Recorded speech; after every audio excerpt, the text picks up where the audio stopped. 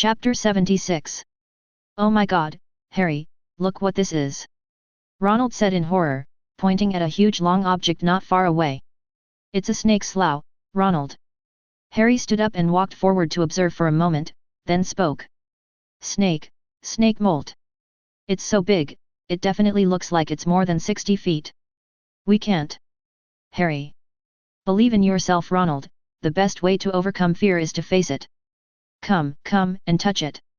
As Harry spoke, he grabbed Ronald's hand and placed it on the snake skin. Ah!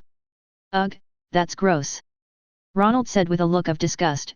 A soft feeling came from his hand, accompanied by a faint fishy smell. Okay, go ahead. As Harry spoke, he let go of Ronald's hand and continued walking forward. Soon, a disc-shaped stone mural appeared in front of the two of them. There were 7 pythons coiled in the disc. Number plus a deep and hoarse parcel tongue came out of Harry's mouth.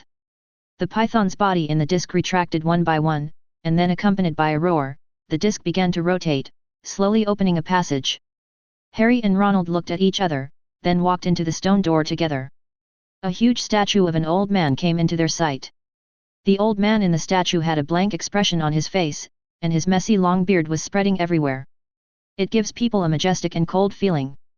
The notebook that Harry had been carrying inside his robe suddenly flew out on its own and hovered in the air. Harry, this is... Before Ronald could finish his words, he was forcibly pulled under the notebook by a powerful suction force, and a dark green beam of light enveloped Ronald's body. Harry, this is ah! The next second, Ronald let out a scream and collapsed to the ground, fainting. At this moment, a mist also floated out of the notebook, and gradually condensed into the shape of a boy, who looked to be about 16 or 17 years old, with a handsome face. He was wearing a Hogwarts wizard robe. The seal on his chest and the inner wear showed that he was from Slytherin. Harry Potter, I was right about you. Young Voldemort said with a smile. What on earth do you want to do? Let Ronald go. Harry pulled his wand out from his bosom and pointed it at Voldemort, angrily speaking. Oh, don't be nervous, Harry, have you forgotten, we had a great chat. You, ugh. Harry was about to say something else, but Tom Riddle in front of him clenched his left fist and hit Harry hard in the abdomen, and took away his wand. This is my wand. Give it back to me. Harry endured the severe pain and roared at Tom Riddle. Give it back to you? Haha, you are so stupid and gullible, Harry. To tell you the truth, the person who opened the Slytherin Chamber of Secrets, petrified those Mudblood wizards, and wrote the words in blood was not your so-called friend, Thomas Black. It's Ginny Weasley. A strong feeling of regret rose in Harry's heart. He now knew that he was wrong, and very wrong, to believe the words of a notebook that came from nowhere. Not only did he misunderstand his friend, but he also brought Ronald into danger. How could this happen? I. Do you feel stupid? Haha, that's right. But there is one more thing that makes me very curious. Before I came to you, I learned a lot about you from Ginny, Harry Potter. How on earth could a newborn baby with no magical ability defeat the most powerful wizard in the history of the wizarding world? Puff. Who is there? Tom Riddle waved his wand and cast a disintegrating spell towards the voice as he spoke. But it did not cause any damage, the golden armor dissipated, and a black-haired boy appeared. I'm sorry, I really couldn't help it. Hello, the most powerful wizard in the wizarding world ever. As Thomas spoke, he stretched out his hand and waved it, full of sarcasm. Thomas, please save Ronald, he. Before Harry could finish his words, he was knocked into the water nearby by a powerful gravitational force. Tom Riddle waved his wand casually, looked at Thomas and spoke. Or maybe we should talk about cooperation, Thomas Blake. I know you. After all, we are the same people, aren't we? I understand everything you have done. Accumulating strength and holding power, I can give you all of these. Tom Riddle spoke as he manipulated his wand to form letters in the air. Finally, with a wave of his hand, he disrupted the order of the letters to form a sentence. I am Voldemort. I don't think this is a good suggestion, or we can change the order. If you submit to me, maybe I can give you everything you want. Thomas said with a disdainful tone. Arrogant. Voldemort had lost his patience seeing Thomas's current performance. He had thought that Thomas could be a good chess piece, but now it seemed that there was no need for that. As long as he absorbs Ronald's vitality, he can be resurrected. He can still control the basilisk, summon his old subordinates, and take back everything that belongs to him. I thought you were a good Slytherin, but unfortunately you haven't learned the ability to judge the situation. Voldemort said in a cold tone. Really?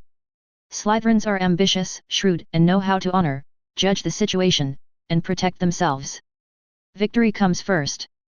But you forgot one thing. Slytherins can judge the situation, but they will never bow down to their enemies. Avada eats big melon. Two green rays of light emanated from the two wands at the same time. The dark green and deep green lights collided with each other, and Thomas and Voldemort were constantly transferring magic power to their wands. I'll tell you one more thing. Next time when we're facing each other, don't stand on the left side. As Thomas finished speaking, the dark green light suddenly surged and directly forced the dark green light back. The killing curse hit Voldemort hard and sent him flying 6 or 7 meters away. A large amount of dust was splashed. Thomas Blake, you are indeed excellent, but you missed one point. I am immortal. Plus number percent number. A deep and hoarse voice came from Voldemort's mouth. The mouth of the huge stone statue of Salazar Slytherin slowly opened, and a slender black basilisk twisted its body and slowly crawled out. Chapter 77. Even when Thomas saw this scene, he felt uncomfortable in his heart. The main reason was not because of the basilisk, but because of the location where the basilisk appeared. It was really a bit BT. Voldemort looked at Thomas, who was feeling uncomfortable, with a hint of smile on his face. Anyone who looked into the basilisk's eyes would die, and even if the eyes were reflected through objects, they would be petrified. Thomas Blake is still too young. Wait. How come nothing happened to him? Voldemort widened his eyes and looked at Thomas with disbelief. This was not magic. There is actually someone who can look directly into the eyes of a basilisk and not die. Could he also be a soul? No, this is impossible. Don't play with me, Cooker can. Yes, master. You're a Parseltongue too. As soon as Voldemort finished speaking, a golden light flashed in front of him. A huge snake monster with a golden body, emerald snake eyes and wings appeared in front of him. Roar! A huge roar sounded, and Voldemort could clearly feel the basilisk's body beside him shaking unconsciously. This was a kind of pressure coming from the blood. But how is this possible?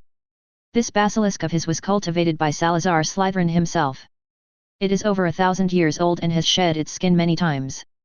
An ordinary basilisk is like a toy in front of this basilisk, but now it is actually afraid. No, he must attack first. The hoarse and low voice came out of Voldemort's mouth again. The snake monster, which was originally shivering, suddenly changed its previous state and swam towards Kukurkan fiercely. This was a berserk spell that Voldemort had forced upon some kind of snake. The two huge monsters immediately started fighting in the secret room, and all the statues around them were smashed to pieces. The two pairs of wings on Kukulkan's body did not become a burden, but instead turned into sharp blades, cutting several bright red cuts on the basilisk's body again and again. Harry, who had just climbed out of the water, was stunned by the scene. He could only quickly find a relatively safe corner, closed his eyes and hid, because he knew that the current battle situation was no longer something he could get involved in. Voldemort, holding his wand, cast the killing curse at Thomas again, but this time Thomas did not choose to continue fighting back. Luo! The dark green flame quickly rose up and transformed into a giant dragon to block the attack.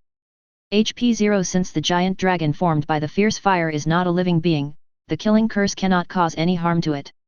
Ronald, come flying. Notebook is flying. Two spells came out of Thomas's mouth quickly.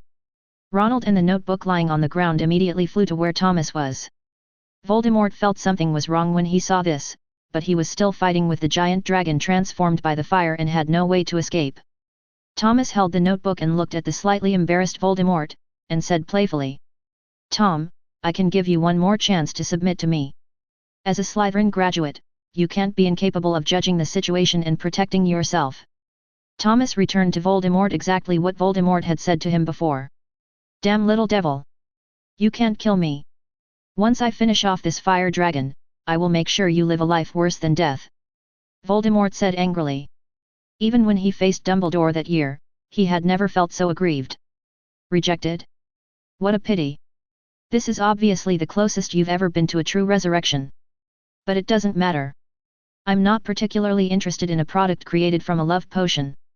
Thomas spread his hands, shrugged his shoulders, and said nonchalantly. Oh, by the way, there is one more thing I'm curious about. As a half-blood wizard, why do you keep talking about pure-blood supremacy? Are you worthy of it? Little Tom Half-Blood, product of aphrodisiac, these words were like sharp blades piercing Voldemort's body mercilessly.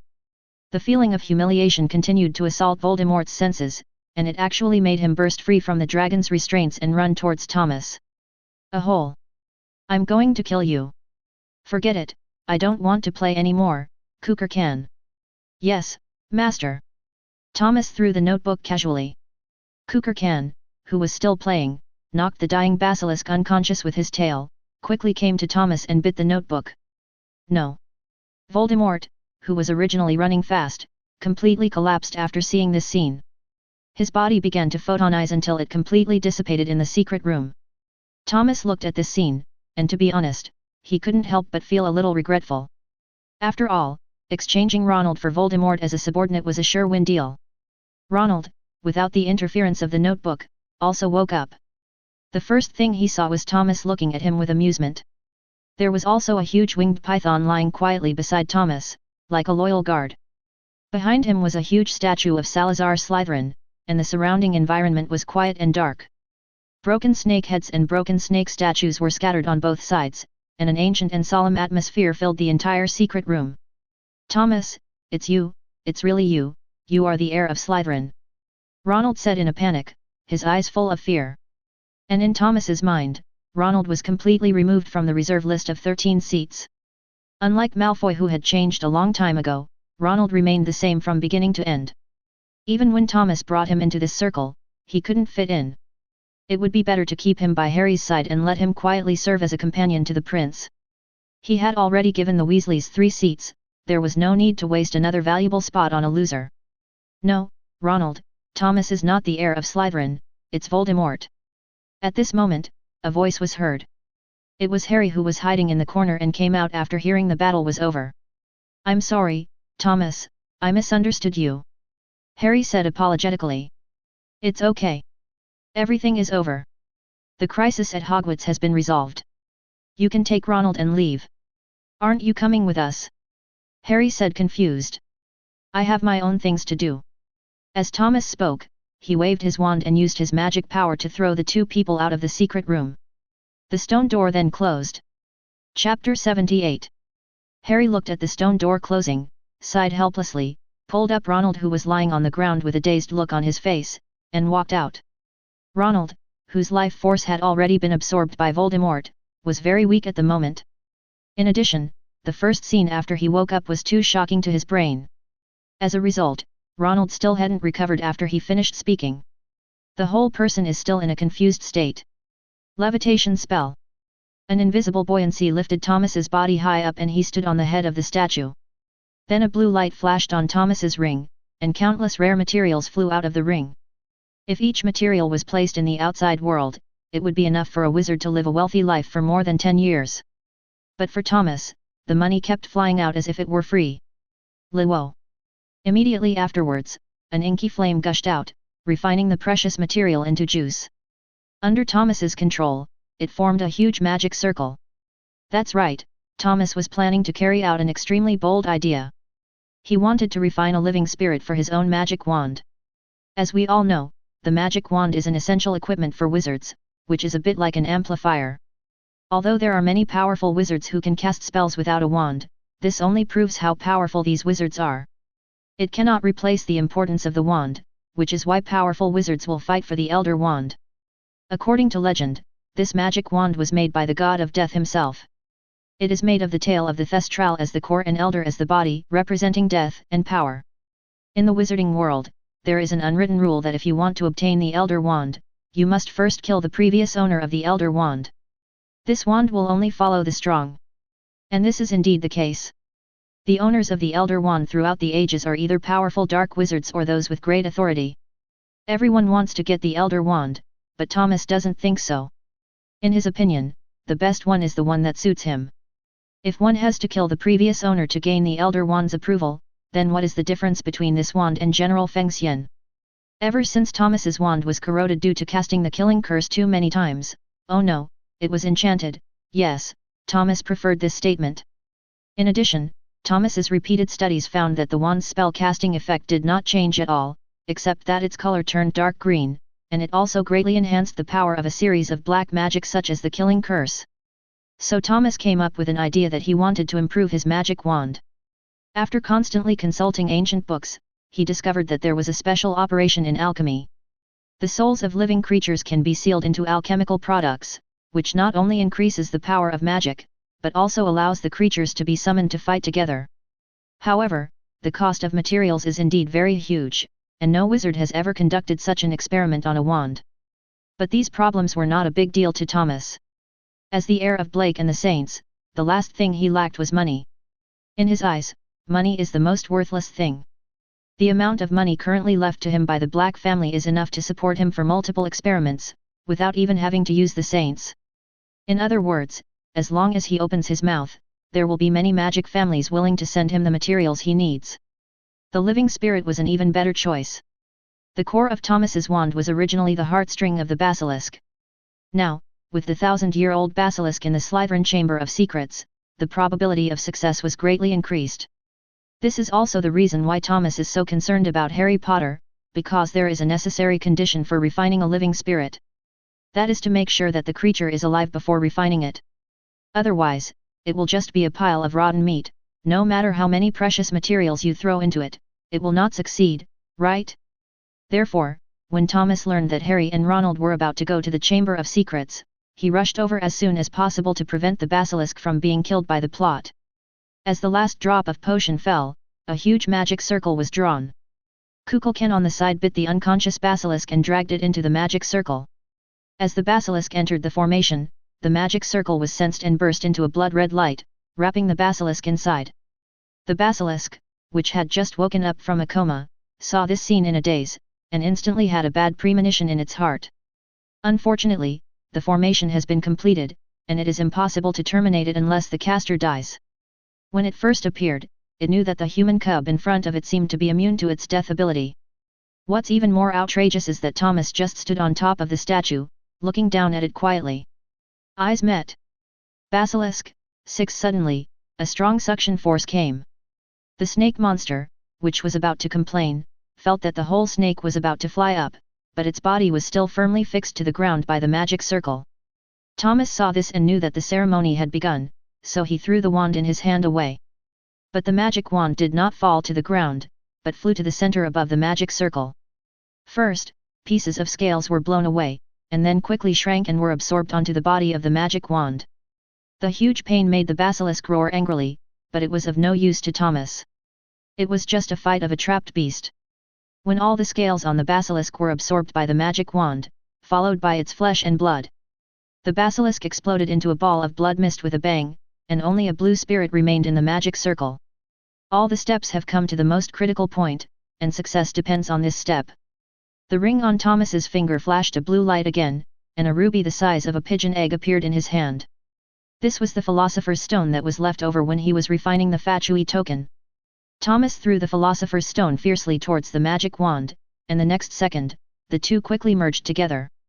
The suction force surged again, and the basilisk's spirit rose rapidly until it was completely absorbed by the magic wand, and the magic circle was completely ended. Then, Thomas stretched out his hand in the direction of the wand and silently chanted the flying spell in his mind. Yes, Thomas could now perform some simple wandless spells. There was a sound of breaking through the air, and the magic wand appeared in Thomas's hand the next second. The appearance of the wand is no longer made of wood, but more like a piece of metal due to the wrapping of basilisk scales. The front half of the wand is dark green, while the back half is dark black. A basilisk-shaped pattern is wrapped around the junction of the two colors, and a ruby is inlaid in the middle. Thomas could clearly feel that the spirit of the basilisk was living in the Philosopher's Stone, and if he needed it, he could summon it at the first moment. Chapter 79. Fire Curse. The next second a dark green flame rose up. No, the description of flame is not vivid. If I had to put it accurately, it was more like a sea of fire. The power of this spell has at least doubled. Then Thomas cast several more magic spells, and their power was increased extremely terrifyingly, which made Thomas very happy. The next day, Thomas got up from the bed and stretched. Today he was responsible for the dark arts classes for the second-year Gryffindor and Slytherin. As for why the senior courses are irresponsible, the answer is naturally to avoid misleading students. The defense against the dark arts class is not just about teaching the patterns and counterspells of dark magic, it is more about explaining how to fight against those dark creatures. For example, vampires, werewolves, inferi, etc. Thomas is very proficient in black magic, but he does not know the preferences and composition of these creatures. After all, with Thomas's current strength, no matter what kind of dark creature he encounters, he can just raise his hand and cast a killing curse and a fierce fire, and it will be easily solved. Although he said so, he couldn't really teach like that. There would be less than 1,000 students in the school, but more than 10,000 souls. It would be extremely embarrassing. So they just threw all the senior students to a certain old bat. He seemed to be quite happy anyway. And Dumbledore also acquiesced to this matter. Defense against the dark arts classroom. Cousin, why haven't you come yet? Malfoy turned to Theodore beside him with a puzzled look and asked. I don't know. If you do this, you must have your own plans. Theodore said with fanatical eyes that just this morning in the cafeteria, Dumbledore stood on the podium and announced a series of shocking news. The crisis of Slytherin's heir has been resolved by Thomas Black, and the defense against the dark arts class will be restarted. Professor Snape is temporarily teaching the courses for second-year students and above. As for which professor will teach the courses for first and second-year students, it has not been made clear, saying that it is a little surprise for everyone. Malfoy looked at the empty seat next to him, as if he had thought of something, and said in surprise. Oh my god, the person who will be teaching us the defense against the dark arts course later is not my cousin. Just as Malfoy finished speaking, the crisp sound of leather shoes was heard. The next second, Thomas walked into the classroom. Unlike his usual Slytherin uniform, he wore gold-rimmed glasses and a black custom-made suit, with a faint smile on his handsome face. In an instant, many people in the classroom couldn't help but blush on the little witch's face. Thomas walked up to the podium, put down the textbook in his hand, then looked at the people below and spoke. Today's defense against the dark arts class will be taught by me. As Thomas finished speaking, all the students in the classroom stood up and respectfully performed a wizard salute to Thomas. This action obviously confused Harry and Ronald, who were sitting in the middle of the crowd. No, isn't it so formal? It didn't happen like this in class before. Seeing that Harry and Ronald were still sitting there, unwilling to get up, many people in Gryffindor began to show dissatisfaction on their faces. Ever since Dumbledore's announcement this morning, Thomas's fame has skyrocketed again, and now almost all of the students in Hogwarts, except for a few, have joined the Fatui. Not only because of Thomas's identity, but also because he had resolved the crisis at Hogwarts twice, he deserved this gift. He didn't care too much about Harry and Ronald's performance. His current strength was enough to face all the current crises. The task progress bar was about to be filled up, and there was still a lot of time, so there was no need to rush. Everyone, please sit down. After getting Thomas's approval, the students all sat back in their seats quietly. Thomas also opened his textbook and began to preach. In today's class we will be talking about a very special dark magic creature. Boggart. Does anyone here know the characteristics of this animal and how to deal with it if you encounter a boggart? Sure enough, the moment Thomas finished speaking, Hermione's hand was raised high. Hermione, you answer this question. Yes, sir. Hermione stood up and spoke loudly. A boggart is a strange shape-shifting creature that has a special ability to see into a person's mind and transform into what you fear most. If you encounter a creature like a boggart, the best way to deal with it is to use the boggart repelling spell, which is funny. The spell will make the burgar change into the most ridiculous form you think. The more people there are, the easier it will be to deal with the burgar because it doesn't know what form it should take. The real way to kill a boggart is to laugh loudly. When the volume reaches a certain level, the boggart will explode into light smoke and completely disappear. Very good, a perfect answer, Hermione. Because of your cleverness, Gryffindor will be rewarded greatly. Thank you very much, my lord. Hermione said with a smile.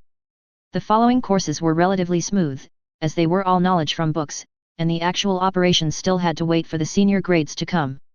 The class ended like this.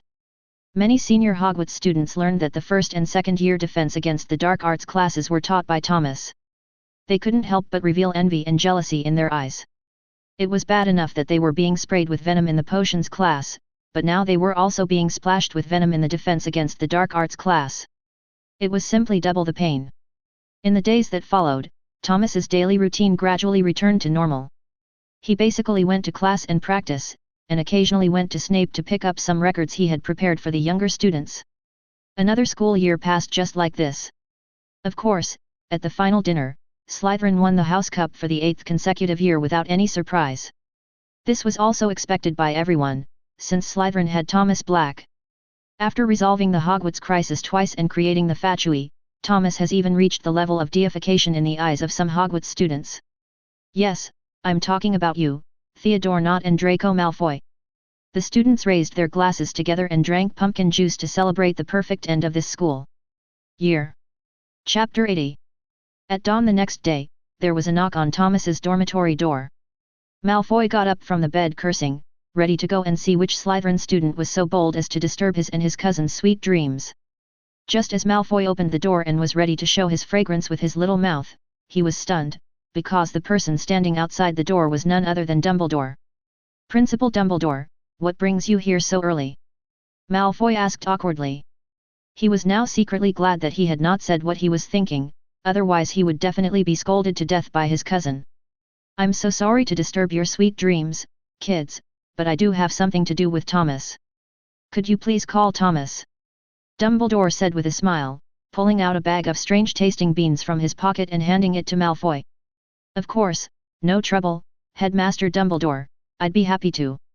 Malfoy took the strange-tasting beans handed to him by Dumbledore somewhat flattered, then trotted to Thomas's bed and whispered, Cousin, wake up quickly. Headmaster Dumbledore is looking for you. He has come to our dormitory."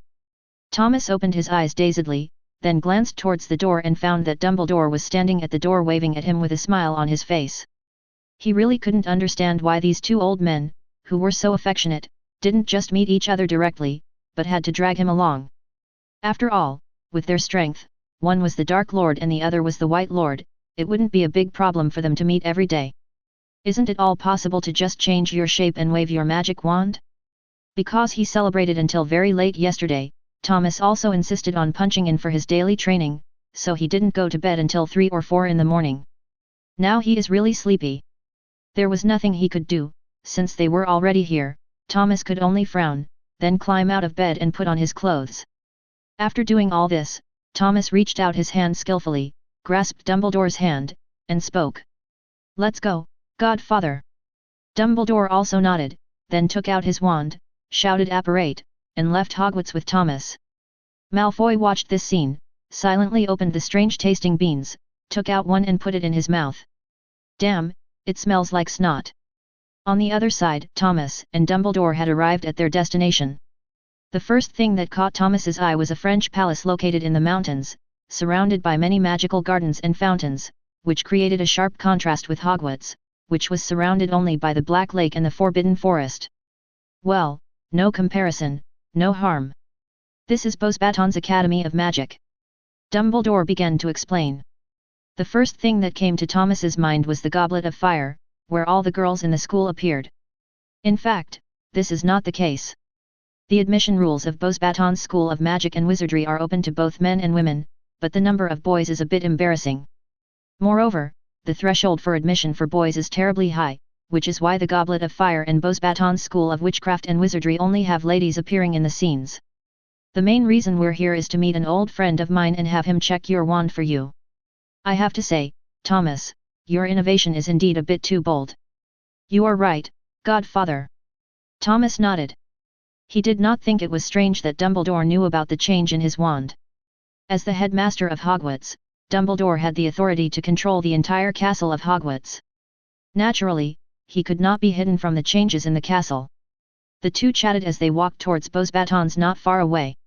The figures of the old and the young soon attracted the attention of a large number of Beauxbatons students. Unlike Hogwarts, Beauxbatons closed education is more strict, and even during the holidays, few students go back. "Oh my god, look, that's Dumbledore." Yes, I saw it on the magic card of the chocolate frog, but isn't Dumbledore the headmaster of Hogwarts? Why is he here in Beauxbatons? Don't worry about it. Look at the boy next to Dumbledore. He's so handsome. That's Thomas Blake. Oh my god, I actually saw him in person. Wow. A group of girls cheered, but they were mostly from lower grades. The good lady education given by the upper grades would not allow them to do such disrespectful things. But the senior students, although they didn't make any moves on the surface, in fact, their eyes were already fixed on Thomas in private. He is handsome, has a superior family background, comes from a famous family, is powerful, and is intelligent. His godfather is the famous White Devil in the entire wizarding world. This is simply the best standard for choosing a spouse. Dumbledore glanced at Thomas, who was standing beside him with a calm face, and couldn't help but sigh. In his opinion, this child was too mature, but often the more mature a person is, the more pitiful he is. Mature people will not tell others when they are under pressure or have worries. They will just keep it all in their heart and deal with it alone. He hoped that Thomas could be happier and more lively. The pressure of prophecy should not be placed on a child. Even though he was born a king, Dumbledore still hoped that Thomas could have a happy childhood. Thomas looked at the beautiful girls around him and was not moved at all. He was even wondering which black magic he would make better progress in tonight. Women will only affect the speed at which he draws the rod. Soon, a tall blonde girl wearing a Beauxbatons uniform came over. Her beautiful face was like the rising sun, eclipsing the other students beside her. The girl first gave Dumbledore a wizard salute, then smiled and said, "Welcome to Beauxbatons, Mr. Dumbledore. My name is Fleur Delacour. Our principal told me to take you directly to Professor Flamel if you come." "Thank you, kid. Say hello to Maxim for me." Dumbledore smiled and nodded. Led by Fleur, Thomas and Dumbledore walked through the rooms and finally stopped in front of a wooden door. "Professor Flamel is inside, so I won't go in. If you two need anything, you can always call me," Fleur said softly. Dumbledore nodded, then opened the door and walked in, followed by Thomas.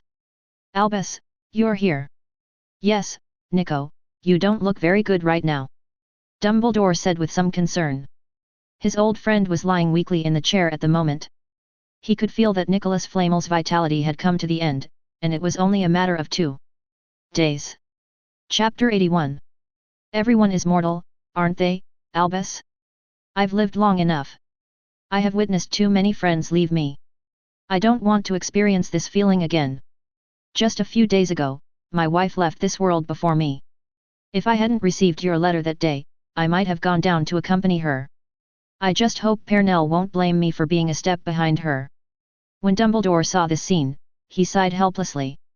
Although he felt sorry for the death of the Flamel couple, as Nicholas Flamel said, there is no immortal person in this world. Everyone will die. Even the most powerful wizard cannot do this, because wizards are human beings, not gods. "Thomas, get your wand out." "Yes, Godfather."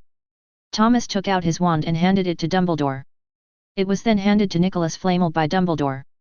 The next second after Nicholas Flamel took the wand, those old and lifeless eyes lit up instantly. As a master of alchemy, he immediately saw the difference between the wands. It is incredible that death and soul can coexist on this magic wand at the same time. "Child, what are the original shaft and core of your wand?" "It's the U and the basilisk's heartstrings, sir." Thomas opened his mouth and answered respectfully. No wonder the fusion was successful.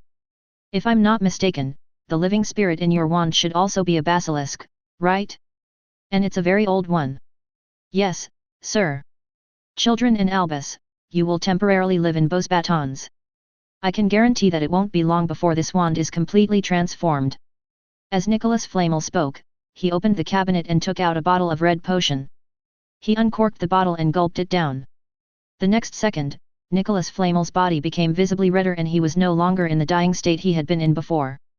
He kept taking out countless rare materials from the box. He didn't care what Thomas would do with the wand in the future, or what kind of harm would it do to the wizarding world. Now, he just wanted to use the last time to thoroughly improve and optimize this magic wand. Anyway, the elixir of life was almost gone, and he would die sooner or later. What was the point of worrying about these things when he was already dead? He just wanted to leave behind another amazing work before he died. Dumbledore looked at Nicholas Flamel, who had completely entered into a frenetic state of work and didn't know what to say, so he could only take Thomas out of the room. Furong, who had been guarding outside the door, was the first to greet them when she saw them walk out of the room. "Mr. Dumbledore, have you spoken to Professor Flamel?" Dumbledore nodded, then patted Thomas on the shoulder and said, "Yes, son, but I hope you can arrange a room for Thomas. I'm afraid he will have to stay here for the time being. If it's inconvenient or if you have any questions, you can ask Maxim to write to me. Thomas will tell you the address." After Dumbledore finished speaking, a phoenix cry suddenly sounded, and Fawkes suddenly appeared on Dumbledore's shoulder. Then there was a flash of red light, and Dumbledore completely disappeared in front of Thomas and Fleur. Okay, this is how the phoenix of Dumbledore's family is used, right? There is no time to waste in finding a lover, right? But no matter how much Thomas complained in his heart, it was impossible for Dumbledore to come back in the short term. Now Thomas was thrown into Beau's batons, his wand was also being transformed, and he couldn't even perform dark magic. Thomas sighed helplessly, then turned to look at Fleur and said apologetically, "I'm sorry, my godfather is a nice guy, but he's a bit impatient. Let me introduce myself, Thomas Blake. Fleur Delacour, nice to meet you." The two exchanged names and got to know each other. Furong's first impression of Thomas was quite good.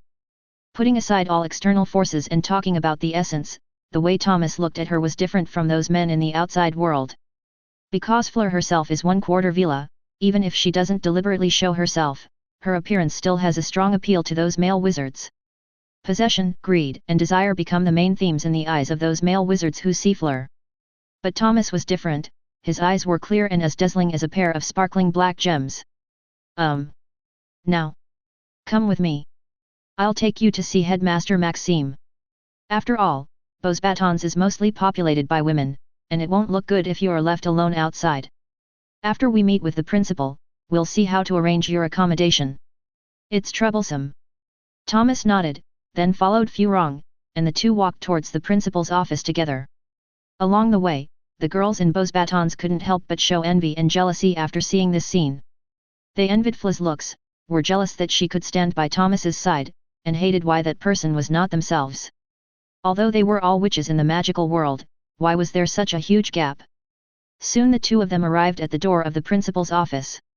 "Principal Maxim, are you there? I have something to ask you." Soon, footsteps were heard, followed by a click, and the door slowly opened. A tall lady appeared in front of Thomas. Thomas himself was not short, about 1.65 meters tall, but in front of the headmaster of Beau's batons, he was like a baby. The Ms. Maxime in front of him was even about a head taller than Hagrid. "Hello, Ms. Maxime. For some reasons, my wand is currently being improved by Mr. Miller, so I may have to stay in your school for a while." Thomas performed a wizard salute to Maxim and told him the purpose of his visit. Despite his tall appearance, Maxim is very kind and gentle at heart. She invited Thomas into the principal's office to enjoy delicious afternoon tea and cakes together, and arranged for Furong to find a vacant boys' dormitory for him to stay in temporarily. At dinner time, Thomas came to the cafeteria of Beau's batons, which was different from that of Hogwarts. The cafeteria of Beau's batons was even more magnificent, and it caught Thomas's attention the moment he entered. The canteen is decorated in an elegant style, with gorgeous chandeliers shining brightly and exquisite carvings on the walls. Of course, it would be better if there wasn't that table of unique food. Chapter 82. Just as Thomas was thinking about how to eat the starry sky in front of him, a hand suddenly slammed in front of him. The sound of the palm hitting the table made a loud bang, instantly attracting the attention of everyone in the cafeteria. Thomas looked up and saw about 20 boys in blue Beau's batons uniforms standing in front of him. And Thomas could clearly see at a glance that these boys were not of the same age and were probably from different grades. The yellow-haired leader among them spoke first. "Hey, kid, you and Furong are the ones walking together today, right? You are just a junior student at Hogwarts. Don't think you can do whatever you want just because you have Dumbledore as your godfather. This is Beau's batons, your godfather can't protect you." After saying that, the yellow-haired man waved his fist and made a punching gesture. Thomas was stunned at first when he saw this scene, and then a smile appeared on the corner of his mouth. Is this the legendary school bullying? It's really interesting. This was the first time he had encountered such a situation since he came to this world, and it made him very excited. Thomas put down the knife and fork in his hand, then stood up and looked at the group of Bub Aston boys and spoke in a calm tone. "Lead the way, let's find a quiet place. I like quietness. The moment Thomas finished speaking, the group of people's eyes revealed an expression of disbelief. This guy, does he understand his position clearly? This is Bose Batons, not Hogwarts. He really thinks his godfather can protect him. Boss, this guy is too arrogant, we have to deal with him. That's right, that's right. It's just Hogwarts, but you dare to touch senior sister Fu Rong? You are so tired of living. For a moment, the boys in Bose Batons became furious. They felt that they must teach this boy a lesson that he would never forget. Only the yellow-haired guy who started shouting first showed an embarrassment on his face. Although Dumbledore has lived in Hogwarts for many years and his birthplace is in Eagle Country, he is still the White Lord of the Wizarding World. The title of White Lord is on par with the Dark Lord. Young wizards may not quite understand its significance, but every adult wizard who enters the Wizarding Society knows very well what it means. Not every wizard can be called a Demon King. Not to mention the amount of magic power in their bodies and the number of spells they know, the power of their spells is even more on a different level. Even if a dozen wizards got together and cast a spell with all their strength, their spells might not be as good as an ordinary spell cast by Dumbledore. I originally just wanted to say a few words, I never thought things would turn out like this. Let's not talk about whether he could win by beating him. Even if he did, if Dumbledore came, his family elders would probably throw him out immediately and use him as a punching bag for Thomas. But no matter what, in the current situation, he has completely lost face, not to mention if he backs down now. Fleur would definitely look down upon him, and the little popularity he had worked so hard to accumulate in Bose Batons would disappear in an instant. The yellow-haired man took a deep breath, forced himself to be calm, looked at Thomas and spoke. Don't say we're bullying you. You can choose your opponent later. It's a 1v1 wizard duel. It's fair and just. As long as you can win 3 games, this matter will be over. That's right, a wizard duel is a sacred ritual. Especially in a 1v1 situation, if Black in front of him loses, Dumbledore probably won't say anything. He could also promote his equality and justice and establish his character. It was simply perfect. Just as the yellow-haired man was secretly rejoicing, a voice suddenly rang out. No need, you guys come together, or you'll be accused of bullying you. Thomas spoke in a calm tone, as if facing just over 20 wizards was just a trivial matter to him. The yellow-haired man couldn't help but frown, and kept cursing Thomas in his heart for his rash decision. If something happened, he would be finished. Just when he was about to persuade him again, the younger brother next to him spoke. Very good, since you want to die yourself, you can't blame others. That's right. If you dare to challenge the majesty of Bose Batons, you'll be crying in my arms.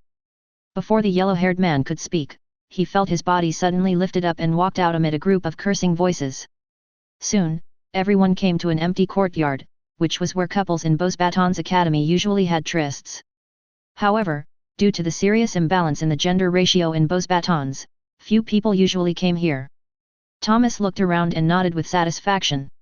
It was obvious that he was very satisfied with this place. Then let the game begin.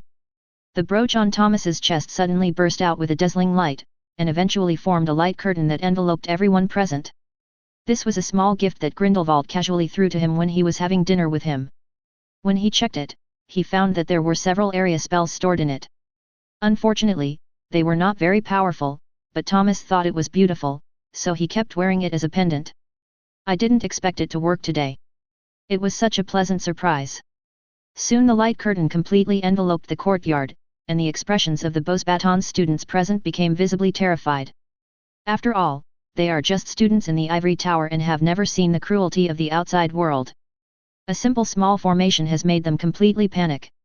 Thomas glanced in the direction of the tall tower in the distance, which was the location of the headmaster's office at Bose Batons, but did not make any move. Thomas couldn't believe that Ms. Maxime didn't notice such a big move he made. Then she hasn't intervened yet.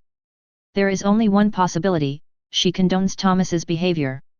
At the same time, there was a knock on the door of the principal's office, and the person who came was Fu Rong. Just now when she went to the cafeteria, she did not see Thomas. She heard from the students in the cafeteria that a group of people had just taken Thomas away. It seemed like some kind of wizard duel was going to take place, and Thomas threatened to beat them all by himself. Oh, Merlin's lace stockings, how can this be possible? Not to mention the age difference, the number of people alone is totally disproportionate. Chapter 83.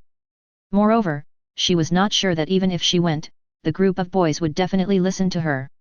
In this situation where she had no other options, she could only seek help from Maxim. Principal Maxime, are you there? I have something urgent to tell you about the boy from Hogwarts today. Cats. Just a voice was heard, and the door of the room was slowly opened. Principal Maxim, you. Okay, Furong, calm down. Look at yourself now. You don't look like a lady at all. Furong was stunned when she heard Maxim's words, and then she realized that her hat and clothes were a little messy because of running just now. After she learned that Thomas was taken away, she didn't care about anything else and ran to the principal's office immediately. If you have anything to say, come in and sit down. Maxim said calmly. Principal Maxim, but Mr. Black. Look, you're anxious again. Have you forgotten everything I just said? I'm sorry, Principal Maxime. The two walked into the principal's office together. Maxim waved his wand, and soon 2 cups of hot black tea and a portion of sweet biscuits appeared in front of them. Try it and see how good my cooking is. This is what I baked today. Maxim sat in the principal's chair, picked up the tea in front of him, blew on it, and spoke slowly. But, Principal Maxime. Sit down first. Why are you in such a hurry? It has already happened. No matter what difference does it make if we arrive 1 second earlier or later? After hearing this, Furong could only sigh helplessly, picked up the black tea in front of her and started drinking it, but her mind drifted to the courtyard in the distance. Then the game begins. A golden light flashed from Thomas's wizard robe and instantly turned into a huge winged snake monster. The oppressive feeling exuded by the 7-meter-long Kukulkan at this moment is extremely shocking. The emerald snake eyes glanced coldly at everyone present. Under the moonlight, the golden scales on Kukulkan's body looked like sharp swords drawn from their sheaths, exuding a daunting aura. Master, can you kill them? Kukulkan said in a cold voice that in the past 2 years or so, it has also learned a lot of human language. Although it can't speak it, it can understand it. These clowns had dared to threaten its most beloved master, and had already been sentenced to death in its heart. If its master had not allowed it, it would have planned to come out in the cafeteria and give these people a ride. No, just a simple lesson will be enough. Don't use your abilities. This is not Hogwarts. If things get too fussy, it won't do us any good. Thomas responded directly in Parseltongue. Since Hogwarts had been basically completely infiltrated, he no longer planned to hide this ability. You're a Parseltongue. A Beauxbatons student pointed at Thomas in horror and spoke. Well, the answer is correct, but there is no reward. One more thing, I hate it when people point their fingers at me. Roar. The moment Thomas finished speaking, Kukulkan let out a roar in perfect cooperation. Many people were so frightened that they collapsed on the ground. The yellow-haired leader's legs went weak and he fell to his knees on the ground with a thud. At this moment, he no longer cared about his face. If he could use a time converter to travel back to the past, he would just want to slap himself hard and ask himself if he was crazy enough to provoke this evil star. I have been walking on thin ice all my life, can I really make it to the other side? Of course, even with the cover of the magic light curtain, Kukulkan's roar could still be heard from far away. Many students at Beauxbatons were startled by the sound, and the professors even took out their wands, ready to investigate the situation together. The 2 people in the principal's office naturally heard the sound as well. A large magical creature has entered Beauxbatons, and it is a snake-like magical creature. Furong's hand, which was originally holding the black tea, couldn't help but tremble, and she became more worried about the situation outside. It seems like it's time to go out. Maxim put down the teacup in his hand, picked up the magic wand, performed a teleportation and came to the courtyard. Many professors also rushed to the scene. They stared in amazement at the scene on the light curtain. The students huddled in the corner and waved their wands non-stop, releasing magic that hit Kukulkan's huge body. Unfortunately, it was unable to cause any damage to Kukulkan, and couldn't even leave a mark on the snake's scales. After swallowing the blood orchid and undergoing a year of digestion, Kukulkan has been completely transformed, and ordinary magic cannot even break its defense. If everyone can see the health display, they should be able to see it. HP 0 HP 0 HP 0. Several people who were mentally fragile had already fainted. What frightened the professors the most was the figure sitting cross-legged above Kukulkan's head. He looked down at everything that was happening below with a playful look on his face, as if he were a god high above, admiring the ants' final struggle. Dark Lord. He is the Dark Lord. I don't know which professor shouted first, but the others nearby were instantly awakened and quickly took out their wands to cast spells at the light shield. After a while, cracks appeared on the light shield and it shattered completely. Just as the professors were about to point their wands at Thomas, a lazy voice slowly sounded. If you don't want to die, I suggest you stop what you are doing. The owner of this voice was naturally Thomas, who was playing with the medal in his hand and watching the scene below with an amused look on his face. The medal in his hand is not an ordinary decoration, but a saint summoner given to him by Grindelwald. As long as he wants, this historic castle will be filled with saints in the next second. The color of Kukulkan's snake pupils also slowly began to change, which was a sign that it was ready to activate its abilities at any time. Just when the two sides were on the verge of a fight, a majestic rebuke sounded. That's enough. Look at what you look like, pointing a wand at a child. Put your wand away now. After teaching for so many years, I'm getting worse and worse. I'm sorry, Principal Maxime, but That's enough, Professor Rodney, I'm the headmaster. Chapter 84. Yes, Principal Maxime.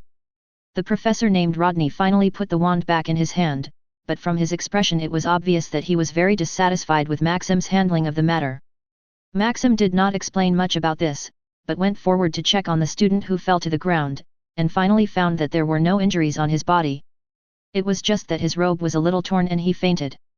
After all the students and professors had left, Maxime looked up at Thomas who was lying leisurely on the head of the Kukulkan snake and spoke. Mr. Black, are you still not going to come down? Of course, Madam Maxime. Kukulkan lowered his head first and placed Thomas safely on the ground. Then his body quickly shrank and returned to Thomas's wrist. I apologize for what happened today, but I have to say that the psychological quality of your professor is indeed somewhat worrying. I'm afraid this won't be a good way to teach students. Maxime frowned slightly. He could tell by now that Thomas was blaming the professors for calling him the Dark Lord. These are Beauxbatons affairs, so please don't bother Mr. Black with them. Of course.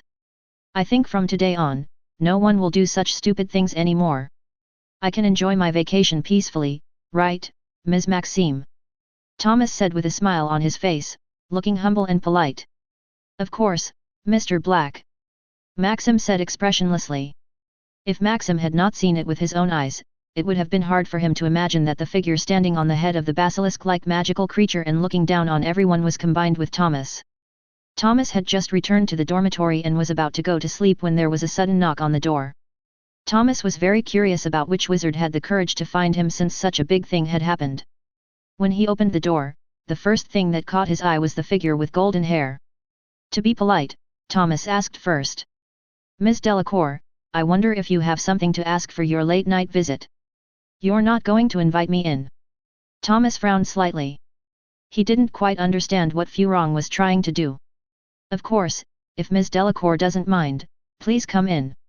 Fortunately, Beauxbatons' dormitory was a multi-person dormitory with matching chairs, so the two of them didn't feel awkward at all. As the two of them sat down, Thomas took out some cakes and tea from his ring and placed them on the table. Mr. Black, today's incident was caused by me. I am very sorry for the trouble I have caused you. Fleur said with a guilty look on her face. Thomas nodded, then took a sip of his tea and spoke. If that is all, then I accept your apology, Lady Delacour, and if there is nothing else, you may leave. After all, a single man and a single woman staying together in a room late at night. Although I don't mind, it would be bad for your reputation if it got out. Furong frowned slightly. She didn't expect that Thomas would drive her away just after she arrived. Is she so unattractive? Of course there is something, Mr. Black. When you were outside today, did you hear any snakes? The sound is very loud. I suspect it is a giant snake-like magical animal. Yes, it's my pet. Thomas answered that there was nothing to hide. After all, this matter would become a topic known to the whole school tomorrow. Furong became even more interested when she heard this, and she looked around the room curiously before speaking. Mr. Black, did you place it outside the school? Miss Delacour, I wonder if anyone has told you. What did you say? You talk too much. Today is only the first day we meet. I don't think we are close enough to be friends who can talk about anything. Furong was about to say something else when she suddenly felt a gravitational force coming and pushing her out of the dormitory. Then there was a bang and the dormitory door was closed. Furong stared at the scene in a daze. After a moment, she came to her senses and stomped her feet in anger. This was the first time she was rejected so bluntly by a boy. Ever since she could remember, she had always been the object of pursuit by boys, but this was the first time she was treated like this. Or he's a boy younger than me. Very good, man, you have successfully caught my attention. The next day, when Thomas walked into the cafeteria, he could clearly feel that the surrounding environment had become quieter. It didn't take much thought to figure out that it was probably because of yesterday's incident that was spread, but the strange thing was that it seemed that the girls in Beau's batons looked at him even more passionately. The reason why Thomas could clearly judge the change in gaze was because he often felt this kind of gaze in Hogwarts. People all have a strong desire to admire the strong, especially female wizards who carry this out in their criteria for choosing a mate. Just look at Bella and Rokiel who are around Voldemort and Grindelwald. One of them is a little crazy, but extremely powerful. A black rose blooming in France, a perfect combination of strength and reason. Thomas possesses powerful abilities, a distinguished family background, and a solid background. Coupled with his ability to tame a giant python yesterday, it is obvious that it is not an exaggeration to say that he is the super-rich son-in-law in the wizarding world. In less than 10 minutes, no less than 30 female wizard students came forward to greet Thomas and exchange names. Just as Thomas was about to return to the dormitory, a figure blocked his way. Mr. Black, I wonder if you are free now. I am so sorry, Miss Delacour. I have in my hand a message about a secret treasure left by the founder of Beau's batons. I believe you will be interested in it, Mr. Black. Thomas, who was originally planning to refuse, suddenly became interested. Things related to the founder are never simple. Of course, I am very interested, Miss Delacour. Let's find a quiet place to talk about the secret treasure left by this founder. When Furong saw Thomas agreed, the corners of her mouth couldn't help but curl up slightly. It was as she expected after looking up the qualifications of Slytherin College at Hogwarts late at night. Ambitious, shrewd and honor-oriented, the most important point is the pursuit of power. Simply put, it is a sophisticated egoism. It just so happened that she had recently obtained such information about the secret treasure. Although she didn't know whether it was true or not, she still managed to attract Thomas's attention. Chapter 85. As the two sat down, Furong took out a tattered and ancient map, placed it on the table and slowly spread it out. The material of the map should be from the fur of some animal. Thomas could even clearly see the tiny hairs on it. Due to the long time, many of the marked places on the map had begun to blur, but there was one exception. That was the location marked by a red ink pen, with a line of clearly visible small words written on it. I leave my secret treasure here, break the rules, and look to your heart. Only those who can control their inner desires can get it. So, are we leaving now? After thinking for a moment, Thomas spoke up and said that although he had lost his wand and could not cast those powerful killing spells, his strength had not declined much with the presence of Kukulkan. And he can also cast simple spells without a wand. Fleur thought about it, then nodded. She didn't have any classes today, and the location recorded on the map happened to be in Beau's batons. After the two of them made up their minds, they immediately set off for the location recorded on the map. The two of them strolled in a quiet garden until they stopped in front of a huge statue. The location shown on the map is right here, Mr. Black. Fleur began to speak. Thomas nodded, then strode forward. In his eyes, a thin green light was emanating from the badge on the statue's chest. This is the mark that represents a safe alchemical item. As for how to trigger the level, Thomas has no idea yet, but he has a better way. Kukulkan. A golden light burst out from Thomas's wizard robe, and then his body began to grow rapidly and turned into his original appearance. Merlin's red underwear, this is really amazing. Fleur said in surprise. She had imagined that Thomas had placed the giant python somewhere in the forest of Beau's batons, but she never thought that Thomas would carry it with him. Thomas ignored the shocked Furong and gave orders to Kukulkan to destroy the statue. There was a huge sound of breaking through the air, and Kukulkan's tail was like a long whip, lashing the exquisite statue fiercely. With a series of cracking sounds, the statue of the founder located in the quiet garden next to Beau's batons instantly turned into pieces. A circular secret passage appeared in front of the two people. Thomas didn't say anything more. He put away the cooker can and walked down the secret passage. Seeing this, Furong hurriedly followed. Illumination spell. As Thomas's voice rang out, the originally dark tunnel suddenly became as bright as day. On both sides of the tunnel are exquisite ancient paintings, which depict the adventures of the founder of Beau's Batons and the hardships of establishing this magic academy. But Thomas was not interested in all this. He just wanted to get this so-called secret treasure as soon as possible. But this long corridor seemed to have no end and I could never reach the end. Is this feeling an illusion or a magic of exorcism? Thomas thought. Suddenly a bold idea came into his mind, and Thomas put his hand on the mural beside him. Then a burst of blazing flames gathered and condensed from the palm of his hand until it became a tiny fireball. Bang! There was a loud explosion and the wall instantly exploded, revealing a huge space in front of the two people. After seeing this scene, Thomas nodded thoughtfully. Sure enough, the words on the mark were not as simple as they seemed. Now that we have broken the rules, the next step is to control our inner desires. Miss Delacour, you first. Where are the people? Just as Thomas was about to turn around and explain what was going on, he turned around and found that Furong, who had been following him, had completely disappeared. The cooker can on the wrist disappeared at some point, no one knew. Is this an illusion this time? You are finally here. I have been waiting for you for a long time, Thomas Blake. A young male voice sounded, and at some point, a handsome black-haired young man wearing a purple star magic robe appeared in front of Thomas. My future self? No, it's just an illusion, Thomas shook his head and then spoke calmly. Tell me, what is the test? What kind of test can there be? You are me and I am you. I can give you everything you want. Power, status, and eternal life. The adult version of Thomas spoke with a smile. So, can you change the wording? This is the fourth time I've heard something like this. Tisk, I wasn't cute at all before. The adult Thomas clicked his tongue, then took out an exquisite wristband from his arms and threw it to Thomas. Here, it is a secret treasure of Beau's Batons. It has the ability to kill metal life.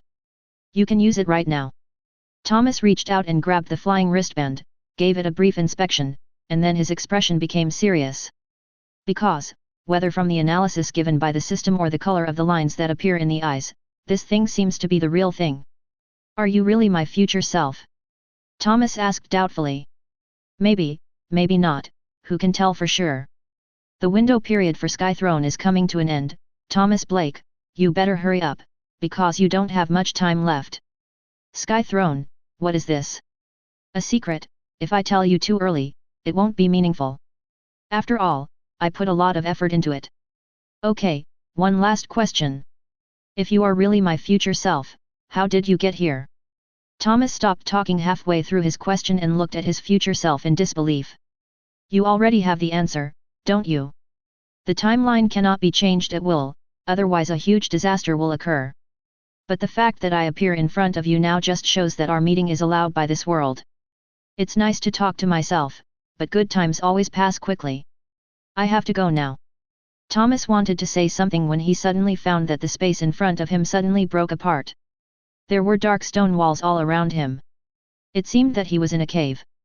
The unconscious Furong was still lying at his feet, with Kukurken still wrapped around his wrist. But the exquisite wristband on his hand told him all the time that everything that had just happened was real. Chapter 86. If this is true, then why would my future self go out of his way to remind my present self?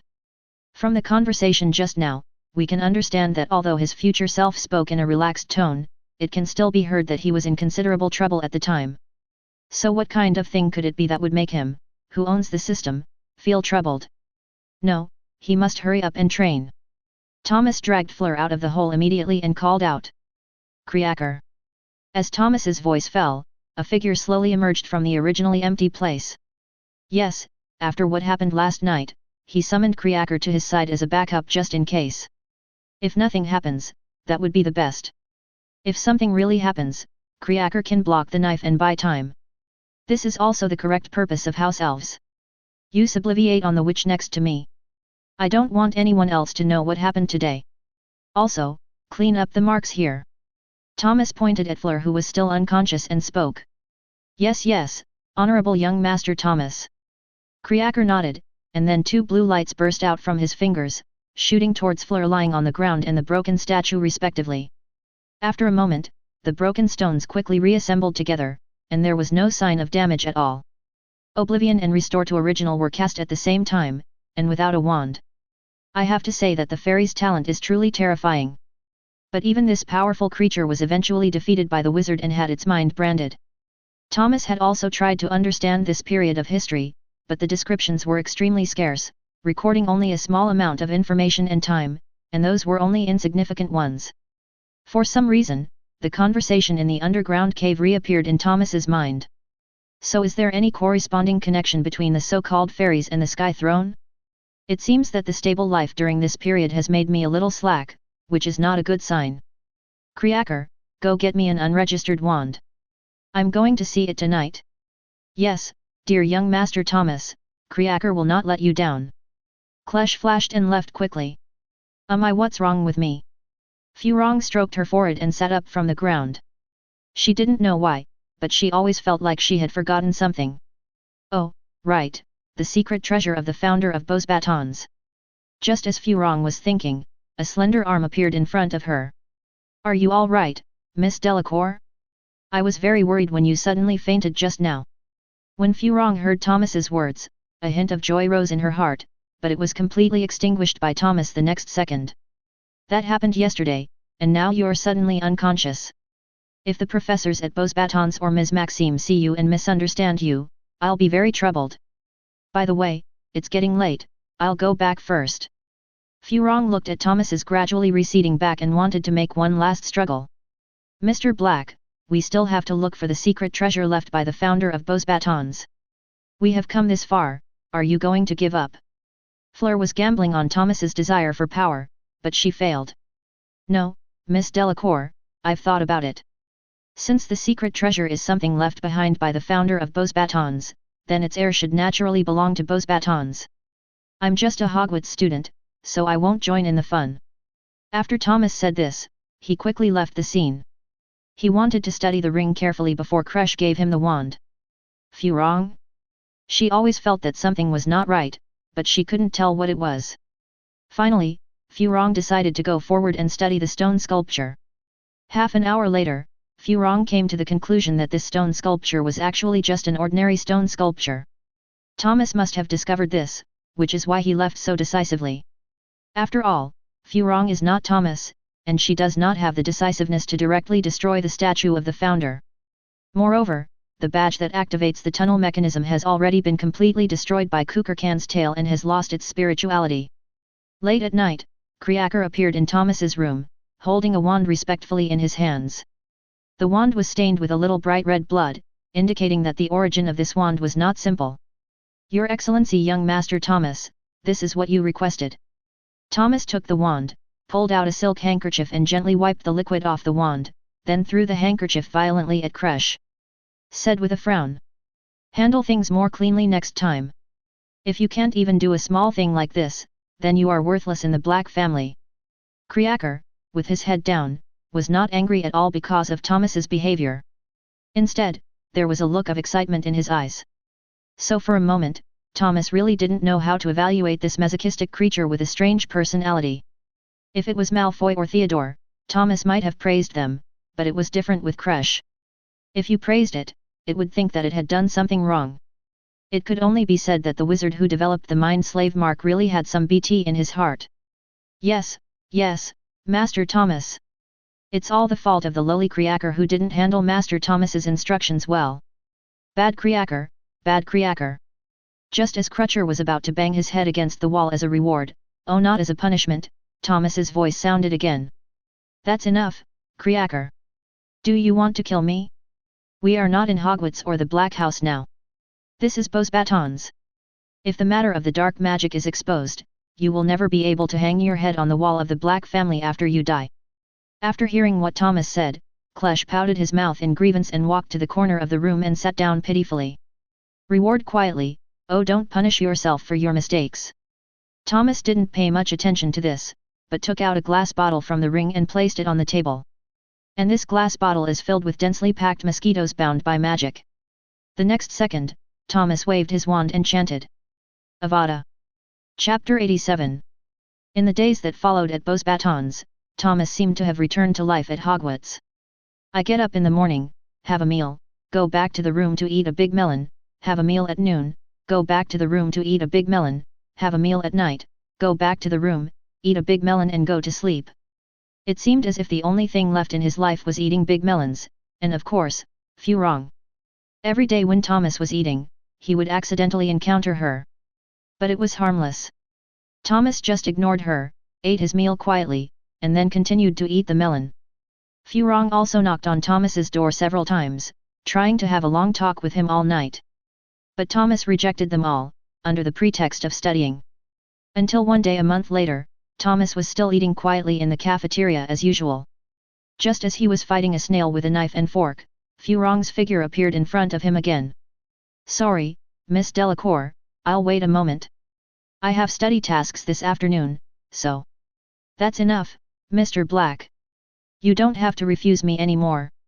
I came to you today because I received a notice from Professor Flamel that Professor Flamel has improved your wand for you." Few wrong's tone was a little angry. After being rejected by Thomas for a month, she felt like a dog, and she hadn't even opened her mouth yet. Thomas already had muscle memory, so he stood up and rejected her. "Damn it, am I so unpopular?" Fleur looked at a place in the cafeteria in confusion and smiled. The next second, all the male students in Beau's Batons went completely crazy. "Okay, I'm fine. Women are such creatures. If you act like a licking dog and show your affection to them, they may find you disgusting. However, if you just ignore them, it will arouse their desire to win."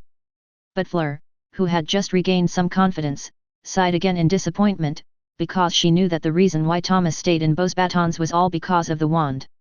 Now that the wand has been successfully improved, it means that Thomas will leave Beau's Batons. I wonder when they will meet next time. Just when Few wrong was feeling disappointed, Thomas's voice sounded again, causing all the disappointment in Few wrong's heart to disappear instantly and turn into anger. "Miss Delacour, can we go now? I don't want to keep Mr. Flamel waiting any longer. After all, I have been looking forward to this moment for a long time. You're so impatient to leave, right? Then please Mr. Black, follow me." Few wrong said in a cold tone, and then she took a step and walked out. Thomas didn't say anything about this. Everyone gets a little angry, and it was normal for Few wrong to be a little angry after being rejected by him for a month. But what does this have to do with him? Now he just wants to get his wand as soon as possible and ask Nicholas Flamel about the Sky Throne and the Goblin incident. After all, as an extremely long-lived wizard who has lived for nearly 600 years, he must know a lot about these secrets. Soon Fleur brought Thomas to Nicholas Flamel's door. "Come in, Professor Flamel is inside." Thomas nodded, then opened the door and quickly closed it, leaving Few wrong alone outside. "Oh, this damn muscle memory. Child, you are here." "Yes, Monsieur Flamel." Thomas said this in a respectful tone. He could see that Nicholas Flamel's mental state was already at the end of its strength and he might die at any time. "I have completely improved your magic wand for you, and based on the Philosopher's Stone, I have also improved it to create a small magic pool that can accumulate magic power. You can try to transfer the magic power into the wand, so that you can use it whenever you need it." Thomas nodded, took the wand from Nick Flamel, and then urged the magic power to flow into the wand. 10 minutes later, 20 minutes, damn, this is called a small magic pond. You have to know that Thomas's magic power has already reached the 6th level. Even so, even if he drained all his magic power, he could only fill less than 1/3 of the wand. Thomas took a deep breath, then put his wand back into his wizard robe and bowed respectfully to Nick Flamel, even though he had just been complaining about the huge capacity of the small magic pool. But he knew that when the battle came, especially a protracted war, he would have more advantages with the help of this magic pool. These factors would often be the key to determining life or death in the future. "By the way, Mr. Flamel, I actually have a question that I would like to ask you." "Oh, what's the problem? Tell me, kid." Nicholas Flamel said kindly that he also wanted to use his knowledge to guide Thomas in the last moments of his life so that he could avoid taking detours in the future. "Do you know the Sky Throne? Where did you hear that, kid?" Nicholas Flamel said this in an excited tone, and then he began to cough violently. Nicholas Flamel's action scared Thomas greatly. Looking at Nicholas Flamel's expression, he must know the meaning of the word. He didn't want to die before asking the question. Mr. Flamel, are you okay? There is in the drawer. Thomas didn't care about etiquette at this moment. He immediately ran to Nicholas Flamel's side, opened his drawer, and took out a bottle of red potion. He had seen Nicholas Flamel drink the potion when he first met him with Dumbledore. This should be the life potion. I'm sorry, Mr. Flamel. I'm sorry. Thomas simply uncapped the bottle, pinched Nick Flamel's cheek with one hand, picked up the bottle, put it to his mouth, and drank it down. A moment later, Nick LeMay, who was originally dying, was full of energy again. I'm sorry, Pernell, please forgive me this time, I will be with you soon. Nick Flamel let out a long breath, then looked at Thomas and asked again. Kid, where did you hear the term Sky Throne? It was a mysterious man, Mr. Flamel. He told me to hurry up because the window of opportunity for Sky Throne is coming. After listening to Thomas's words, Nick LeMay sighed weakly and spoke. Sure enough, it's going to happen eventually. The disaster that happened hundreds of years ago is going to continue. A disaster hundreds of years ago. That's right, kid. From now on, you have to listen carefully to everything I say. This is a story about a secret that has been kept secret in the wizarding world. Chapter 88. That story begins in a summer more than 600 years ago. That was an era of war. There was no such thing as the Ministry of Magic. Death was everywhere in both the Muggle and Wizard worlds. And death was the main theme of that era. Until that day comes. The Goblin has secretly communicated with the outside world. You mean the Goblins have contacted the Muggle world? Thomas said in surprise. Nicholas Flamel nodded, then took out a pot of hot tea and poured a cup for himself and Thomas respectively. He took a sip and continued. You should know, kid, that unlike us wizards, the Muggles did not have a good life during the war. They could even be described as having no clothes to wear. The ones who truly control the wealth are the kings of the Muggle world. They don't care about the lives of their people. What they care about is the expansion of their territory and the quality of their enjoyment. The so-called glory and dedication are just a means for them to paralyze the civilians. You should know that the nature of goblins is greedy. It is precisely this greed that has enabled them to acquire enormous wealth. Also, fairies are born with magical elements and can cast magic without relying on wands. But they also have indelible weaknesses. An indelible weakness. That's right, kid. That's the number of the tribe. It's very difficult for fairies to give birth to offspring. It's possible that a fairy may not be born until they die. But it's different for us wizards. In addition to the continuation of normal wizards, many new wizards are born in the Muggle world every year. Although this ratio is relatively small, it can even be said that only one Muggle wizard is likely to be born among 10,000 Muggles. But, kid, you have to know that the number of Muggles is very terrifying. Even so, at least 100 or 200 Muggle wizards were born around the world every year. So, the fairies came up with a plan. They used huge amounts of wealth to bribe the kings of the time to kill the little wizards who had just awakened or had awakened not long ago. You know, even if they are newly awakened wizards, they have not received formal education and without a wand, so they are not much different from ordinary human children. This is what the human Muggles call a witch hunt. In the beginning, the wizarding world didn't pay much attention to this matter.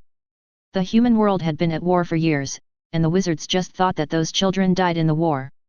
It was not until the news was thoroughly publicized that wizards in the magical world had to take this situation seriously. The first thing they did was to retaliate against the Muggle royal family. The effect was very good. The Muggle royal family, who valued their lives, became scared on the spot. However, due to the blood curse, they were unable to reveal the mastermind behind the scenes. But this is not a problem for wizards. As long as they add a few drops of truth serum and a little sincerity, the Muggle king will spit out beans and tell everything behind the scenes, but it will always be intermittent.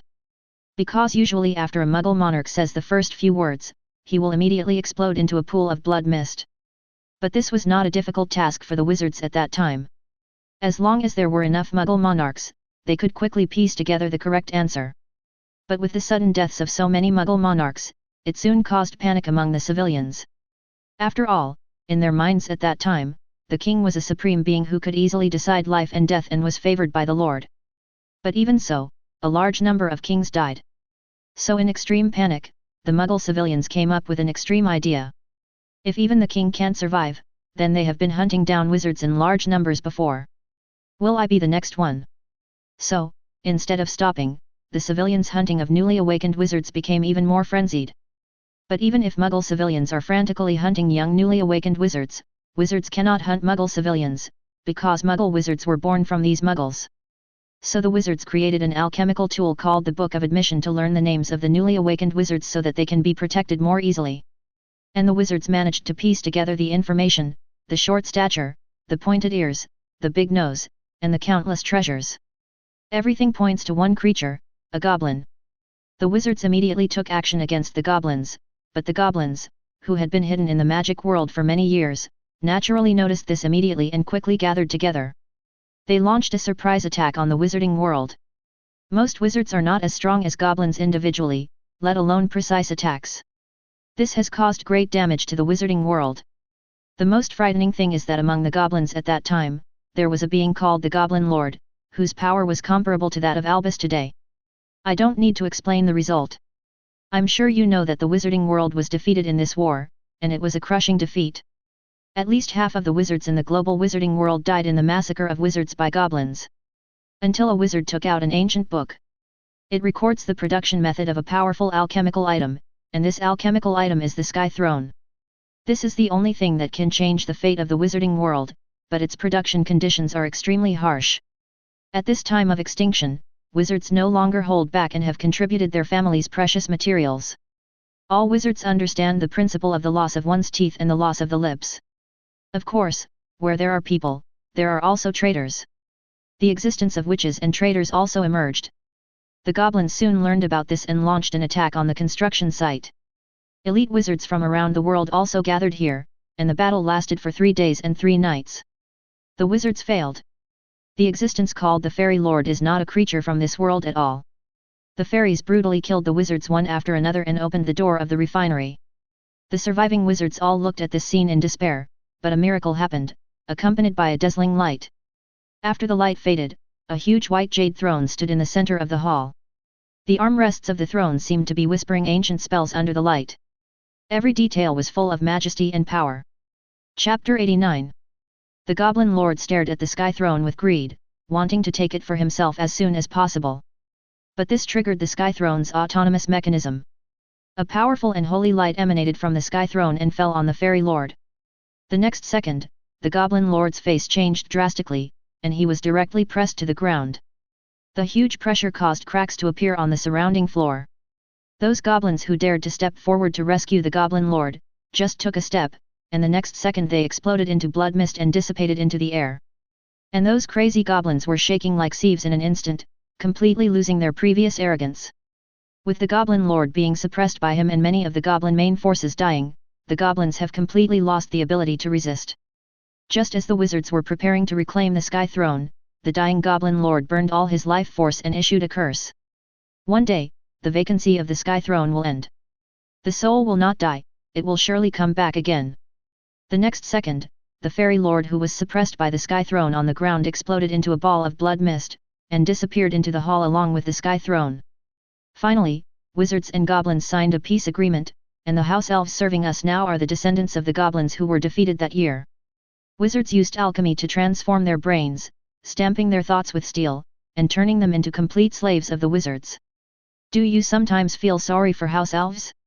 Child, I advise you not to have such thoughts, because history is written by the victors. If the goblins win, wizards or the entire human world will become slaves of the goblins. Thomas listened to Nicholas Flamel's words and subconsciously picked up the teacup beside him and took a gulp. The blood curse, the Sky Throne, the Goblin Rebellion, all of this made him unable to react for a while. However, there is one thing he can be sure of, that is, it won't be long before the war in the wizarding world will come back again. Power, he needs more power. Nicholas Flamel also saw what Thomas was thinking, sighed helplessly, then took out a strangely shaped key from his pocket and placed it on the table. Mr. Flamel, what are you doing? Child, this is the key to my vault, please take it. The war is about to come. Although I also want to do my part for the wizarding world, you should have seen that the potion on the table is the last one. In the days ahead, we will rely on young wizards like you to support us. Thomas looked at Nicholas Flamel's determined look and didn't know what to say. He could only sigh helplessly, picked up the key on the table, bowed to Nicholas Flamel, and then left the office. The next afternoon, the sky suddenly exploded, and heavy raindrops fell from the sky. On a vast plain, 2 stone tablets stood there quietly. It's time to go, Thomas thought secretly in his heart, holding the treasure key left to him by Nicholas Flamel tightly in his hand. A phoenix cry was heard, and suddenly a burst of fire appeared in the dark sky and flew quickly towards where Thomas was. Woo-hoo-hoo-hoo-hoo. A loud whistle sounded, and the Hogwarts special train started moving again. Oh my god, Thomas, you won't believe it, Sirius Black actually escaped. Daphne said, holding up the Daily Prophet in her hand. Sirius? He is worthy of being called Black. My father told me that Sirius, the traitor, had long been expelled from the Black family. Now my cousin is the only heir to the Black family. Malfoy on the side said with disdain. That's right, the true heir of the Black family is only you, I will never acknowledge any other person. Theodore said viciously. Thomas, the protagonist of this story, just sat quietly on the chair, constantly turning the magic wand in his hand, and no one knew what he was thinking. The next second, the lights in the car suddenly went out, and even the weather outside became quiet. The screams of the freshmen rang out in the train, and in an instant the whole train became chaotic. Malfoy and the other 2 also drew their wands, ready to face the crisis that might come at any time in the best condition. Click, click, click, click. Thick frost began to condense rapidly on the windows of the train, the drinks on the table also began to freeze, and the temperature dropped sharply in an instant. Just stay here quietly. I'll go out and take a look. Thomas Blake stood up and spoke. But, we don't know the situation outside yet, Thomas. How about we act together so that we can look after each other? Daphne said, a little worried. No need, your current strength is still too weak, I can act alone. After Thomas finished speaking, he walked out the door and got rid of the danger of the 3 flaws directly. Daphne looked at the direction Thomas left, and her eyes couldn't help but reveal uncontrollable worry. Malfoy and Theodore didn't have so many concerns. After all, in their eyes, my cousin/Lord is invincible. On the other side, the compartment where Harry, Ronald, and Hermione were located was not stable. A skinny arm had gently opened the compartment they were in. The smell of decay filled their nostrils, forcing their brains to stay awake. Ronald and Harry hugged each other tightly and hid in the corner. Harry, I'm afraid. Ronald, I'm afraid too. Hermione looked at her 2 flaws and couldn't help but roll her eyes. She already had a rough idea of what was outside the door, a Dementor. It was said that they could absorb other people's emotions of happiness and joy through their sense of smell, reminding them of their worst fears. The only way to deal with them was the Patronus Charm. But the Patronus Charm was a 7th grade course, and she couldn't touch it right now. The flames were blazing. No, it was one thing whether the spell could cause any harm, but it would be troublesome if she accidentally angered the Dementors. Damn, if the adults were here. Roar. With a roar, a dark green dragon opened its mouth and bit the Dementor's body, instantly tearing the Dementor into pieces. The next second, after dealing with the Dementors, the blue dragon turned its head, looked at the 3 people in the carriage, snorted, and left. Chapter 90. Very good Patronus, kid. A voice sounded in the box next to Thomas. The next second, the door of the box was opened, and a gentle-looking middle-aged man walked out. Oh, I almost forgot to introduce myself. My name is Remus John Lupin, the new Defense Against the Dark Arts professor at Hogwarts. Nice to meet you. Nice to meet you too, Professor Lupin. My name is Thomas Black. Lupin's eyes narrowed noticeably after hearing Thomas's last name, but he quickly hid it and continued speaking with a smile. Although it's a bit offensive, I'm very curious, Thomas. The color of your Patronus seems to be different. The Patronus charms of wizards in the magical world are usually silver-white, but you... Excuse me, Professor Lupin, everyone has their own secrets, right? Or, you don't want others to know your secrets, do you? Also, I would like to advise you that the Professor of Defense Against the Dark Arts at Hogwarts is not as safe as you think. It's not too late to leave now. The next second after Thomas finished speaking, the surrounding lights suddenly became brighter and resumed normal operation. It seems that the train has been completely cleared of bugs. If you have nothing else to do, Professor Lupin, I will take my leave. After Thomas finished speaking, he left without caring about Lupin's reaction. Lupin quietly looked at Thomas's receding back, feeling very complicated. Was he being warned by a child?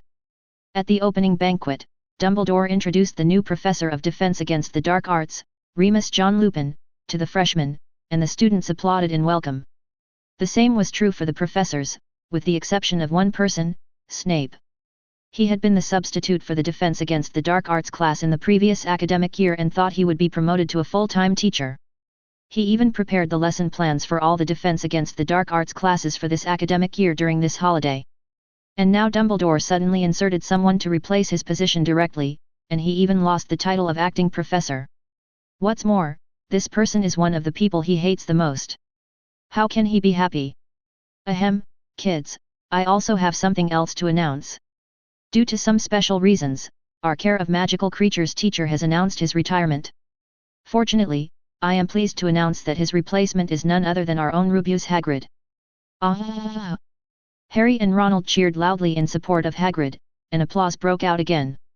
Finally, at the invitation of the Ministry of Magic, Hogwarts will welcome a group of special guests. Dementors from Azkaban.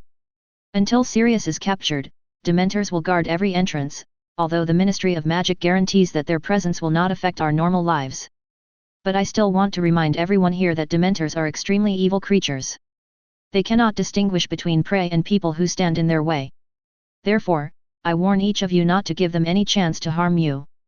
Dementors are born without the ability to forgive. When Dumbledore said this, he suddenly changed his previous serious tone, raised a finger on each hand, and spoke excitedly. However, happiness is everywhere. No matter how dark it is, as long as we light the lamp in our hearts, we will not be defeated by the darkness. Okay, let's continue our party. After Dumbledore finished speaking, he winked at Thomas. As Dumbledore finished his words, the sound of knives and forks rang out again in the hall. However, there was a serious polarization in the hall at this moment. The freshmen were extremely worried, while the seniors all seemed to be very calm and comfortable. This puzzled the freshmen, so they asked questions to the seniors. The next second, Thomas, who was enjoying his meal leisurely, suddenly felt several eyes looking at him. He knew that his application for membership of this freshman class was secured.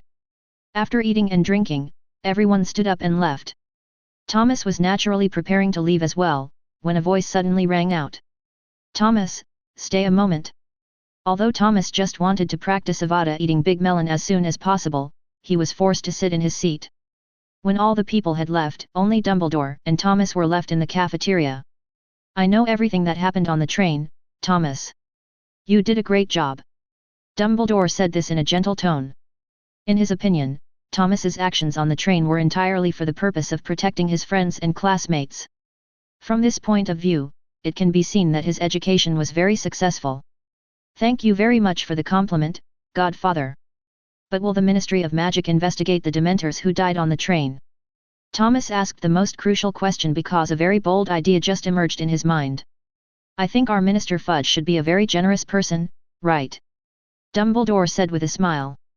In addition, I want to tell you that I feel very sorry about Nicholas Flamel's incident, but this was his own wish after all, wasn't it?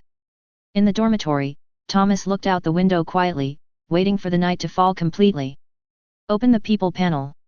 Host, Thomas Blake age, 14 talent, leader, get to know the failed art student in the tavern. Firearm skill level 4, you can skillfully use some simple firearms. Learning master, reach the pinnacle of learning ability. Affinity with dark magic, Azkaban welcomes you. You can quickly master dark magic and its power will be doubled when used, while avoiding negative effects. Magic level, level 7, you already have the mana of a legendary aura. Skills, Killing Curse level 7, Imperious level 6, Cruciatus level 4, Parcel Tongue Fiend Fire level 6. A natural born Dark Lord, it won't be long before you can completely control the world and hold power. Pet, Kukulkan, Quetzalcoatl, Status Adolescence Ability, Eyes of Death, Petrification, Shape-shifting, Flame Wings. When he slid to the bottom, Thomas suddenly found an unusual place. At the bottom of the interface, a huge red exclamation mark suddenly appeared. System, what is this exclamation mark? Ding dong, host, this is the reward for your task in the previous stage. Thomas thought for a moment, then reacted instantly, and asked in his heart with some disbelief. You mean my task has been completed long ago, then where is your reminder tone? Chapter 91. Ding dong, reminder sounds and so on, my system has given reminders, but the host himself requested to block such sounds. Thomas was also stunned when he heard the system's answer. He asked to block it. Was it true? It seemed that it really was true. A long-forgotten memory reappeared in his mind, and he vaguely remembered that it was a dark and windy night. He cast the disillusionment charm as usual, took out his beloved little magic wand, and went to grant any request to practice the dark magic. But for some reason, his spell proficiency refreshed very quickly that day, and the dinging sound in his mind kept ringing, so he made a decision to turn off the prompt sound. So, it turned out that I was the one who turned off the system prompt? Damn. Forget it, let's not worry about it anymore. The system opens the reward gift package. Ding dong, congratulations to the host for obtaining the recognition of all Hogwarts schools. Reward, Mutation Potion 1, Proficiency Unconditional Breakthrough Card 1, Spell, Vulcan Clears the Way, Spell, Dark Mark. Spell, Fire God Clears the Way, a super large fire element range skill, suitable for group attack operations. Spell, Dark Mark, after hitting the target, a black skull mark will appear above the target's head. The skills you now cast will indiscriminately attack the locked target. Mutation Potion, when given to ordinary creatures, there is a 100% chance that the creatures can break through their own limits and become magical animals. P.S. Friendly reminder, humans cannot take it. Unconditional Sudden Proficiency Card, the host can use it on any spell, which will unconditionally increase the proficiency of the first level spell. Breaking the limit? Thomas looked at the prompt on the system, then subconsciously turned his head to glance at Iris, who was licking her fur nearby, and a bold idea formed in his mind. Thomas grabbed the soft flesh on Iris' neck and took out the mutation potion from the system. Shit shoveler, what are you doing? Woo woo woo, gurgle gurgle, woo woo woo. After a while, Thomas had used up all the medicine in the bottle and threw it aside casually. And there is an additional message on the system panel. Pet, Ragdoll Cat. Name, Elise. Unlock time, 23:45. Will it take another 23 hours to fully digest it? Never mind, let's get down to business first. Thomas picked up the wand beside him and walked straight out. Damn the Ministry of Magic, they're chasing me so closely. No, I have to see Harry. A skinny black dog was running wildly outside the Hogwarts castle, and behind it were 6 or 7 floating dementors chasing it closely. Suddenly, Sirius slipped while running and accidentally stepped on a pothole. The dog's center of gravity shifted and he fell heavily to the ground. It was this fall that gave the dementors, which were originally chasing closely behind him, an opportunity to take advantage, and they surrounded him all at once. As a stream of air was drawn out of Sirius' body, the sad meeting kept emerging in his mind. This was something he had to experience every day for so many years. I'm sorry, James, Lily, I may have to break my promise. Just as Sirius was feeling desperate, he suddenly saw one black skull mark after another appearing on the heads of the dementors around him. Is this an illusion that I am already experiencing before death? Just as Sirius was thinking this, a young male voice sounded. Avada eats Big Melon. Several dark green rays of light continuously shuttled through the bodies of several dementors. The next second, the dementors that were greedily absorbing Sirius's happy emotions all turned into a pile of smoke and dust in just a moment and dissipated into the air. Sirius? Thomas stood in the cold wind holding a magic wand. His wizard robe rustled in the wind, his black hair fluttered, and his face was filled with unstoppable excitement. It actually worked. Thomas looked at the data values rising and falling wildly on the system panel and nodded with satisfaction. Oh, there is a dog. In that case, then. Avatar Chu. A fear of death rose in Sirius' heart. It was over. This time it was completely screwed. He really couldn't figure out what had happened in the wizarding world during the years he had been in Azkaban. Was it such a big deal that Hogwarts had even started teaching the killing curse? Just as Thomas was about to utter the last word, he seemed to have thought of something. Late night plus black dog plus Hogwarts plus dementors equals Sirius. Are you serious? Sirius, who was originally waiting to die, was also stunned when he heard Thomas's voice. Then his body began to swell rapidly, and he looked like a middle-aged man. Who are you? Why do you know my name? Sirius looked warily at Thomas, who was wearing the Slytherin uniform in front of him, and asked. After confirming Sirius' identity, Thomas put down the wand he had just raised, took out a bottle of healing potion from the ring and threw it over. This is a healing potion. It will be good for your body. Sirius stared blankly at the healing potion in his hand, confused for a moment. He was a little confused about what the boy in front of him meant.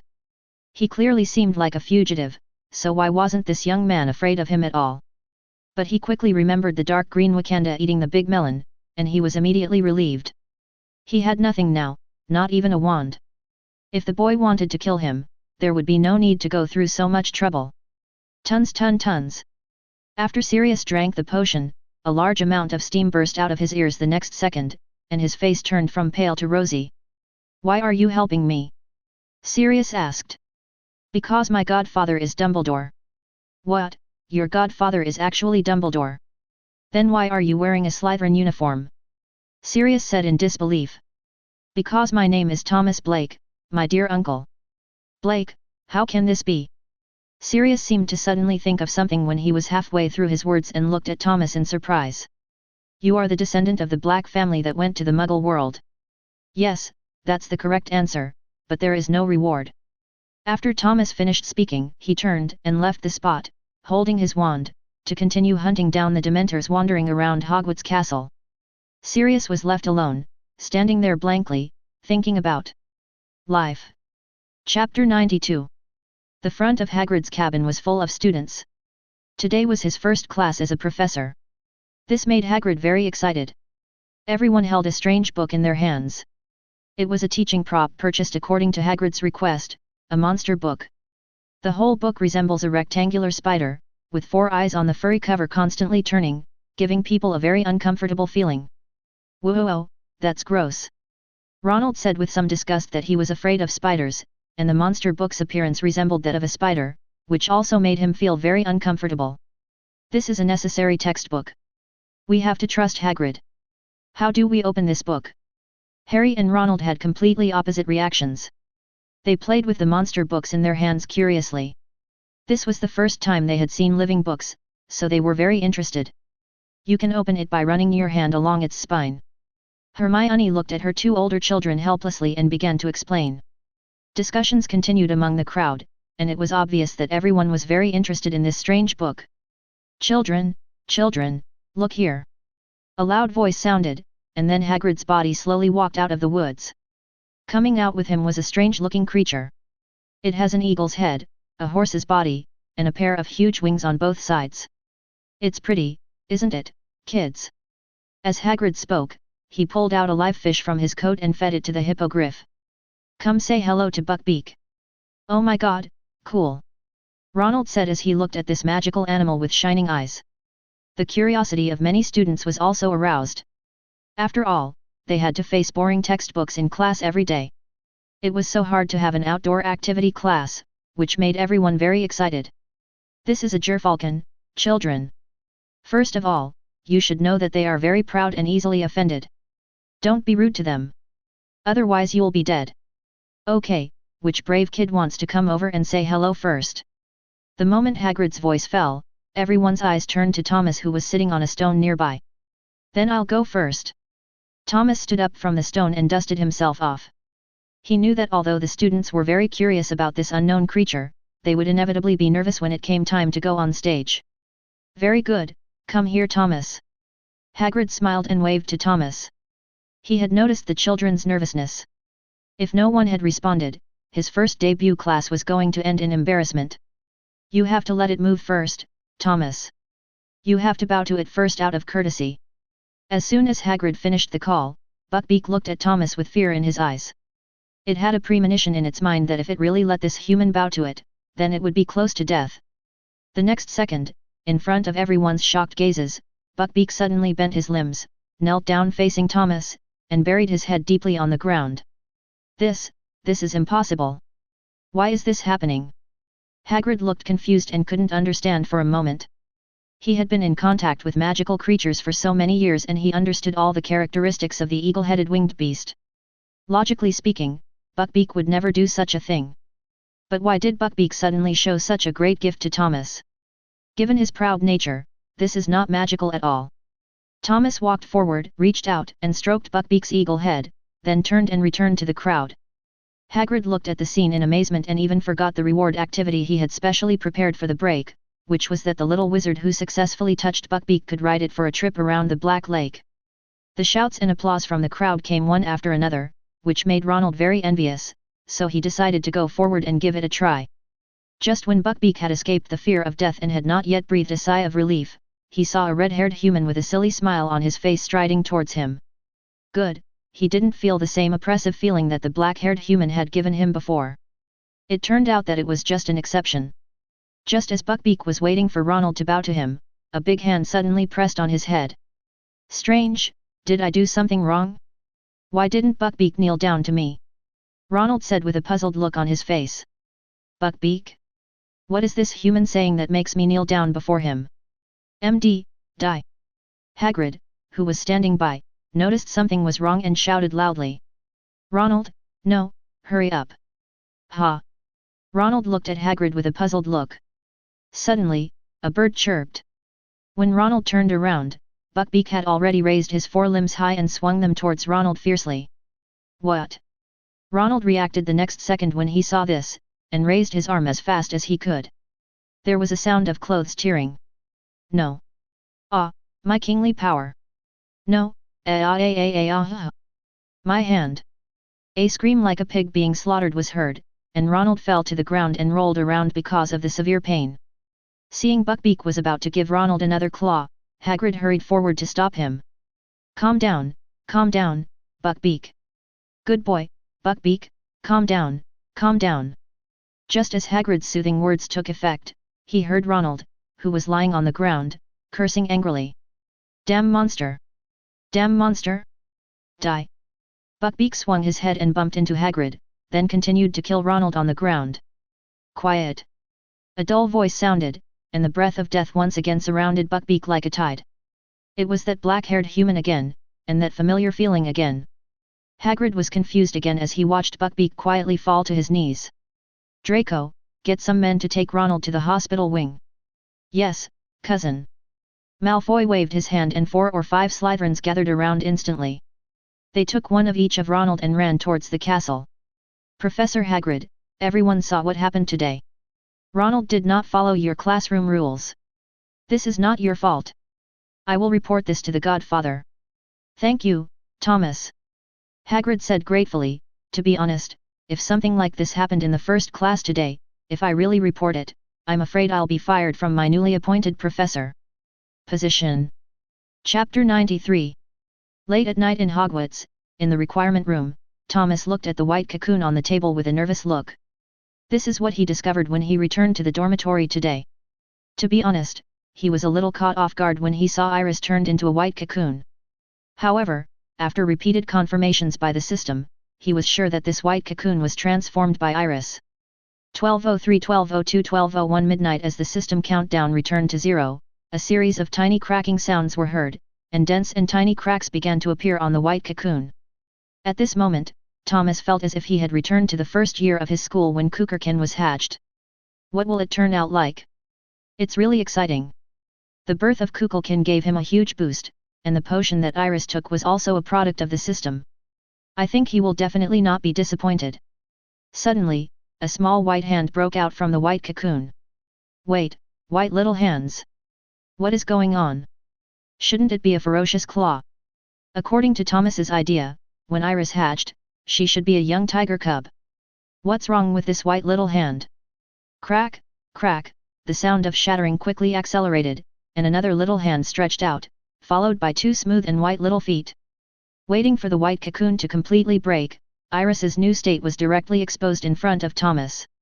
System, come out here and let's talk about what the hell is going on. That's right, Thomas's defense was broken. This was the first time he had been broken in all these years since he came here. At this moment, sitting quietly on the table was a little girl with silver hair, who looked to be about 2 or 3 years old. The silver hair was silky smooth, long, and slightly curly. The faint moonlight shone on it, emitting a soft glow. She has a delicate and small face, cherry lips, and a beautiful nose, but the most beautiful thing about her is her pair of heterochromatic eyes, red and blue, like 2 gems.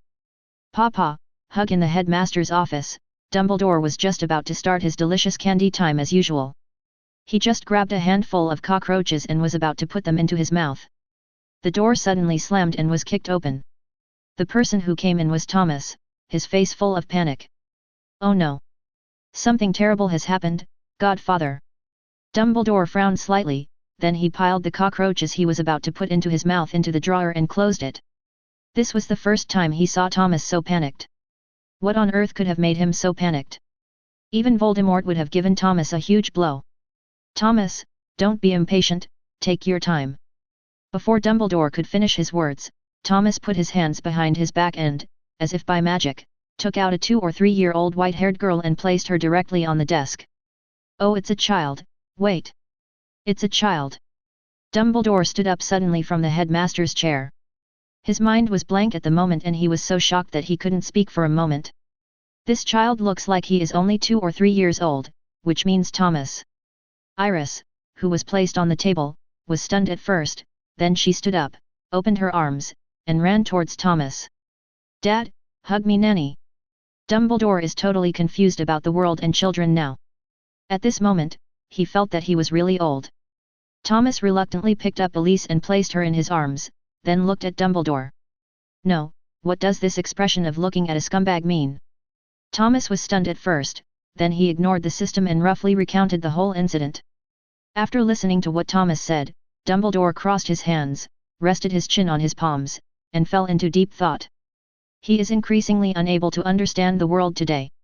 Finally he made his choice, and 10 minutes later, Professor McGonagall appeared in the principal's office. The first second she entered the room, she focused her eyes on Elise. Oh, what a cute child! Thomas, who is this child? Because of the first time they met, Professor McGonagall had a preconceived notion and thought that Elise in Thomas's arms was Thomas's relative. She's Elise, Professor McGonagall. Oh, Elise, what a nice name. Thomas, I still remember when we first met and went to Diagon Alley, you bought. Yes, that's her, Professor.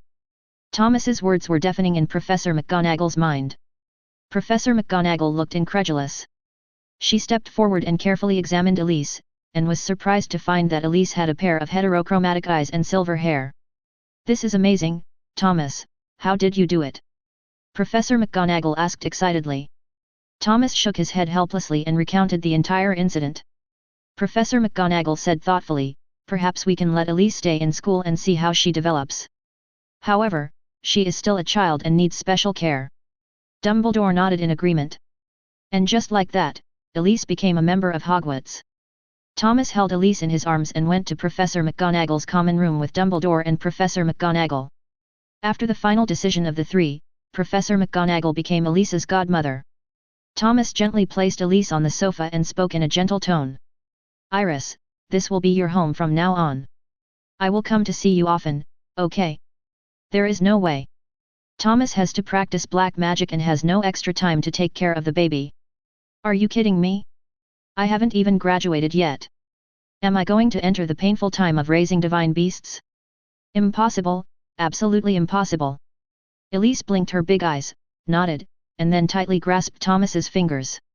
Okay, Elise, I have to go. Thomas reluctantly let go of Iris's hand and left the classroom.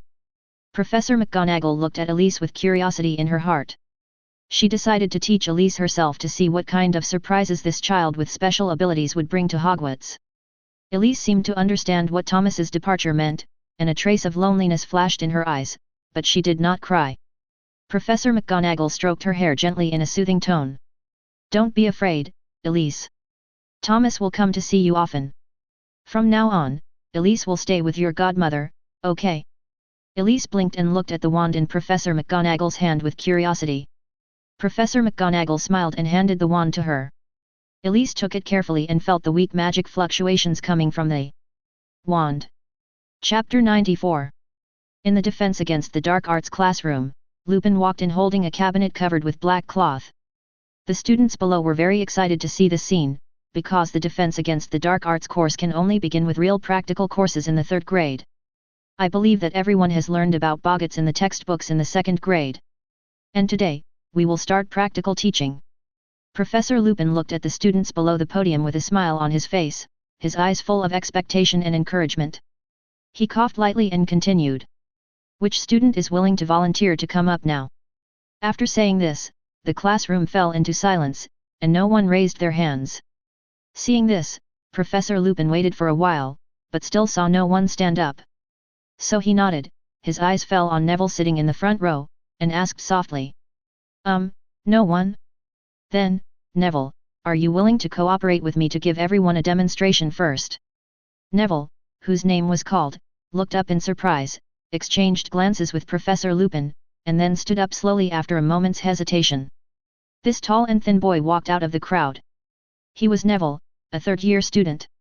After several years of school life, Neville had long since shed his chubby and immature appearance when he first entered school, and had become more mature and stable.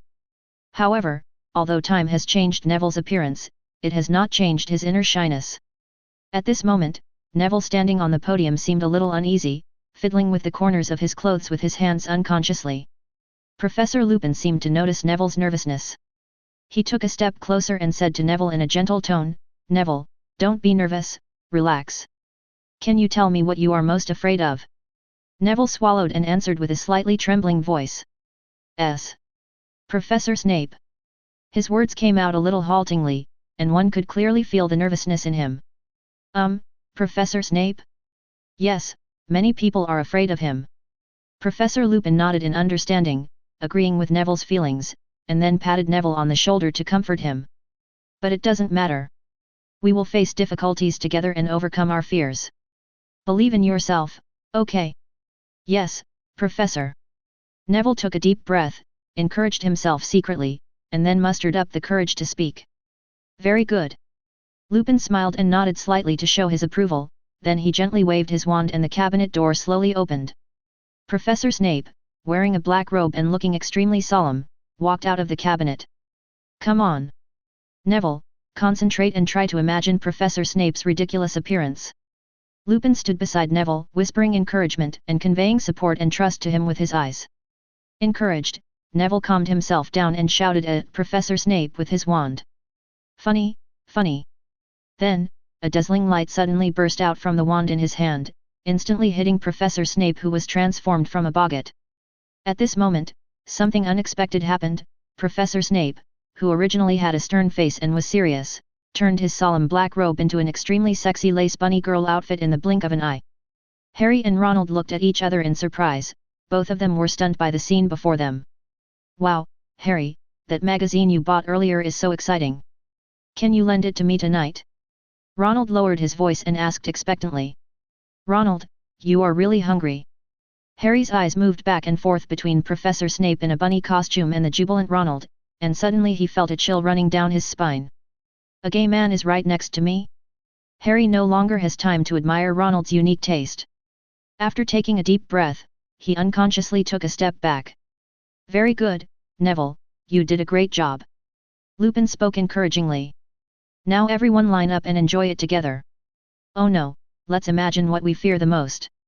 Soon everyone started to move, and when Ronald came back to his senses from his admiration, he suddenly found that everyone was already standing behind him. "Next, Ronald." "Ronald. Don't be nervous, kid. Just concentrate and face him bravely. The best way to overcome fear is to face it." The next second, Snape, who was wearing a bunny girl costume, turned around and transformed into a giant eight-eyed spider. Ronald was about to cry at this moment. "Wand ready, Ronald?" Lupin reminded from the side. Oh, okay, Professor." Ronald hurriedly took out his wand from his wizard robe and pointed it at the giant spider coming towards him. "Funny."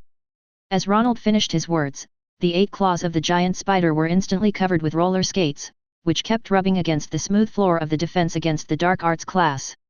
"Friction, friction. Ha ha ha, awesome, well done, Ronald." Everyone had a great time during the whole class. Malfoy was most afraid of Lucius. If Professor Lupin hadn't called for a stop in time, Thomas would have been so scared that Malfoy would have kneeled down on his knees.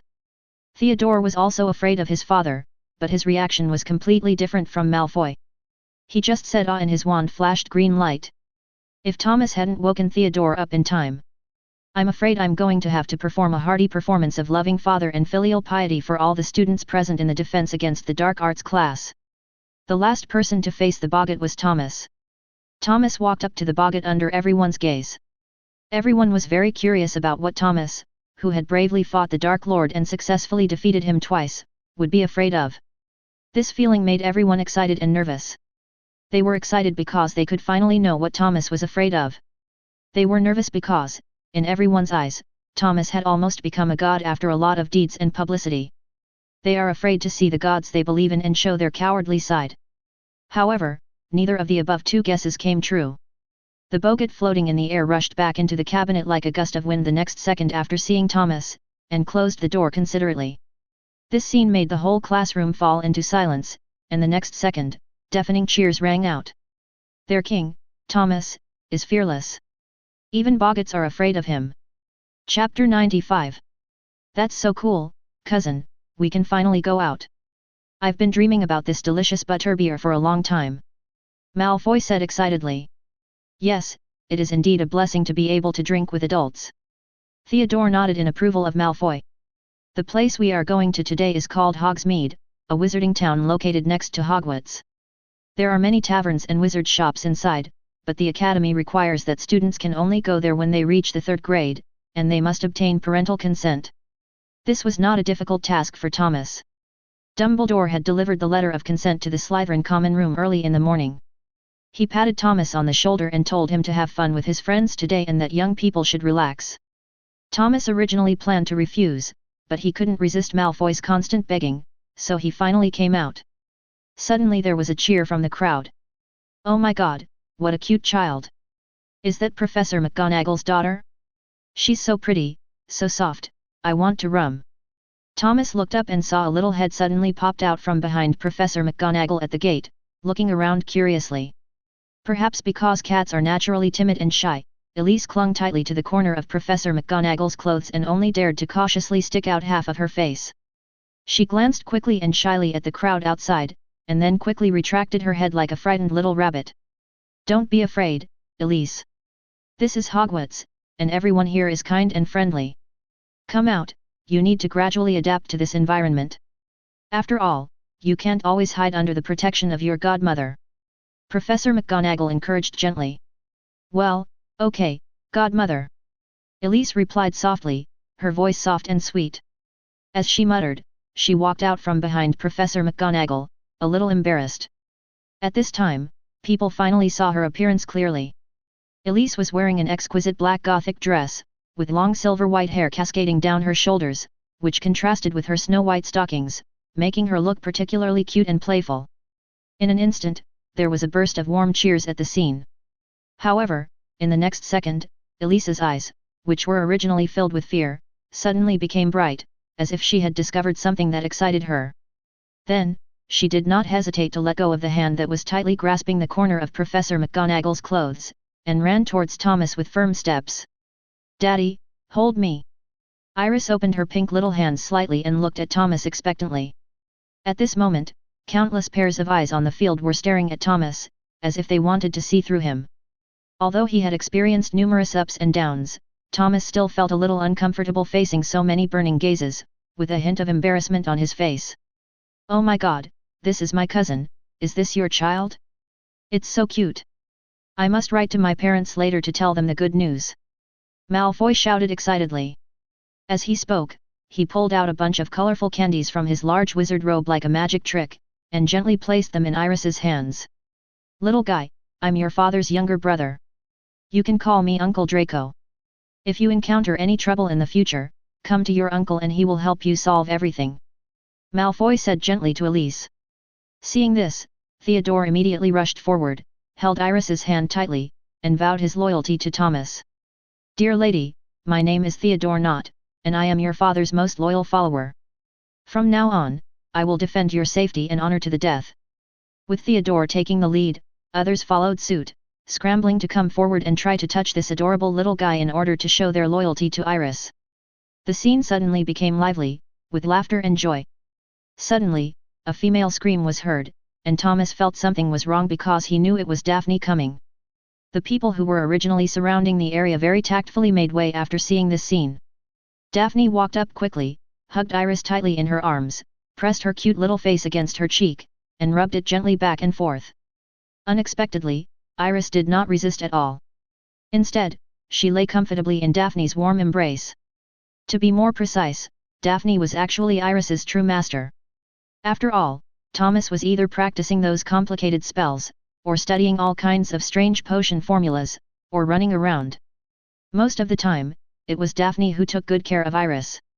It's no surprise, then, that Elise is so close to Daphne. Wow, what a cute child! Whose baby is this? How did he appear in Hogwarts? At this moment, an exclamation suddenly came from the crowd. Mother!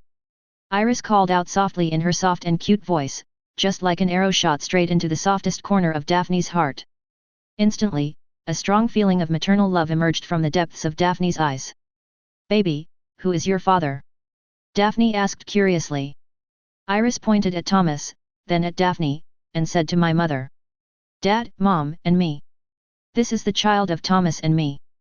Daphne's face turned red in an instant, and her eyes were filled with unstoppable joy. Thomas knew that things could no longer get out of control, so he hurriedly began to explain. This child's name is Elise. She is my relative's child. Due to some reasons, her parents passed away, so she has been fostered in the Muggle world.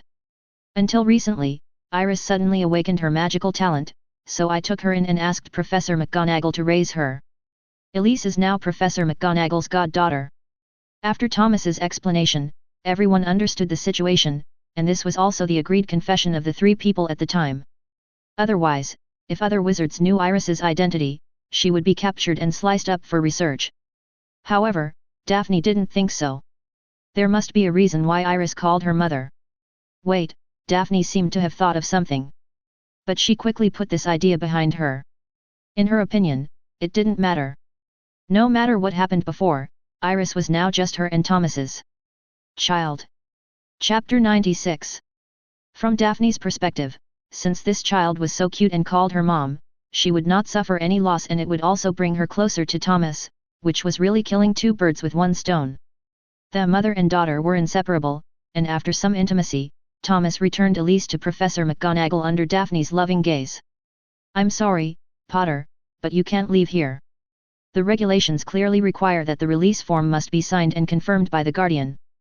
But, Professor McGonagall, please help me. I'm sorry, Potter. Only a parent or legal guardian's signature will be valid, and I'm neither of those people. Even if I sign, I can't let you go out. I'm so sorry, Potter, there's nothing I can do to help you. Professor McGonagall patted Harry's shoulder gently, trying to offer him some comfort. I hope I'm not disturbing you, Professor McGonagall. Thomas said politely, while carefully placing Elise in Professor McGonagall's arms. Godmother! Iris called out in a soft voice. What's the matter, my little cutie? Professor McGonagall responded gently. Elise wants to go out and play, too.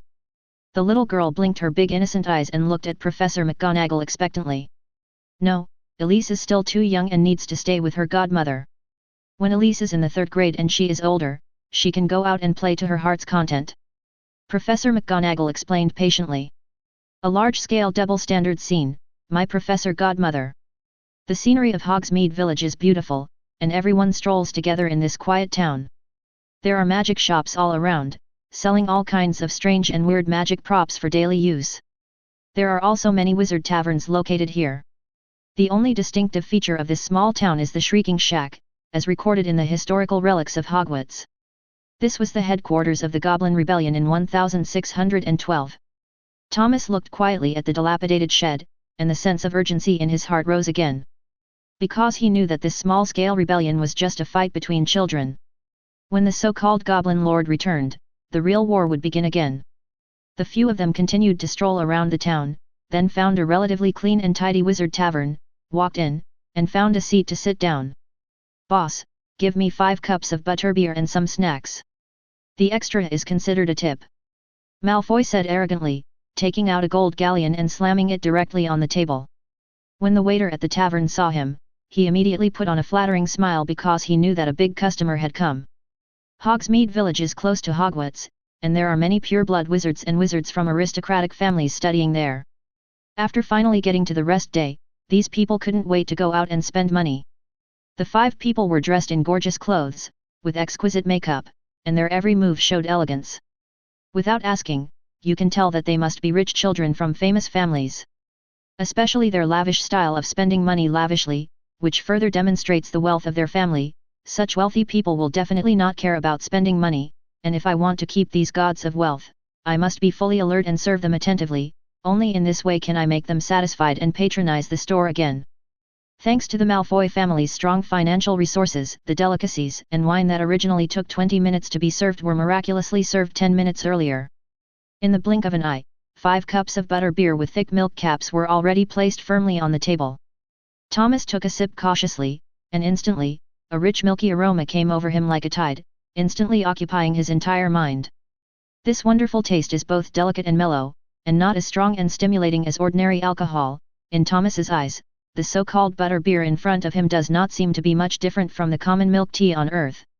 Come to think of it, if it wasn't so special, why would Hogwarts allow students to drink so much? Then, magical and rare delicacies were presented one after another, and everyone enjoyed the food with great relish. Laughter and joy echoed in the ears, and the atmosphere was extremely harmonious. After eating and drinking their fill, the 5 people walked around Hogsmeade Village twice before returning to the castle contentedly. Thomas keenly noticed that the people in the castle seemed to be having a gathering and the whole atmosphere was extremely solemn. What happened? Thomas turned to look at a Slytherin student next to him and asked in confusion. The Slytherin student respectfully gave Thomas a standard wizard salute before answering.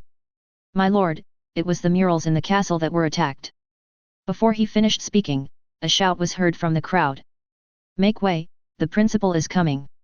Then, Dumbledore walked up the stairs slowly and steadily. He and Thomas looked at each other, and then walked towards the portrait together. When they arrived in front of the portrait, they saw 3 deep scratches on the originally exquisite wall painting, as if they were left by some ferocious animal. These scratches destroyed the beauty of the entire portrait and made people wary. Mr. Filch, gather the ghosts and have them search all the murals on the walls for the fat lady. Dumbledore said somewhat seriously. No, thanks, Headmaster Dumbledore, I think we've found the fat lady. As Filch spoke, he raised his hand and pointed to a mural not far away. Behind a rock in the mural, the fat lady was hiding in panic. Oh, dear fat lady, who on earth did this? Dumbledore said regretfully.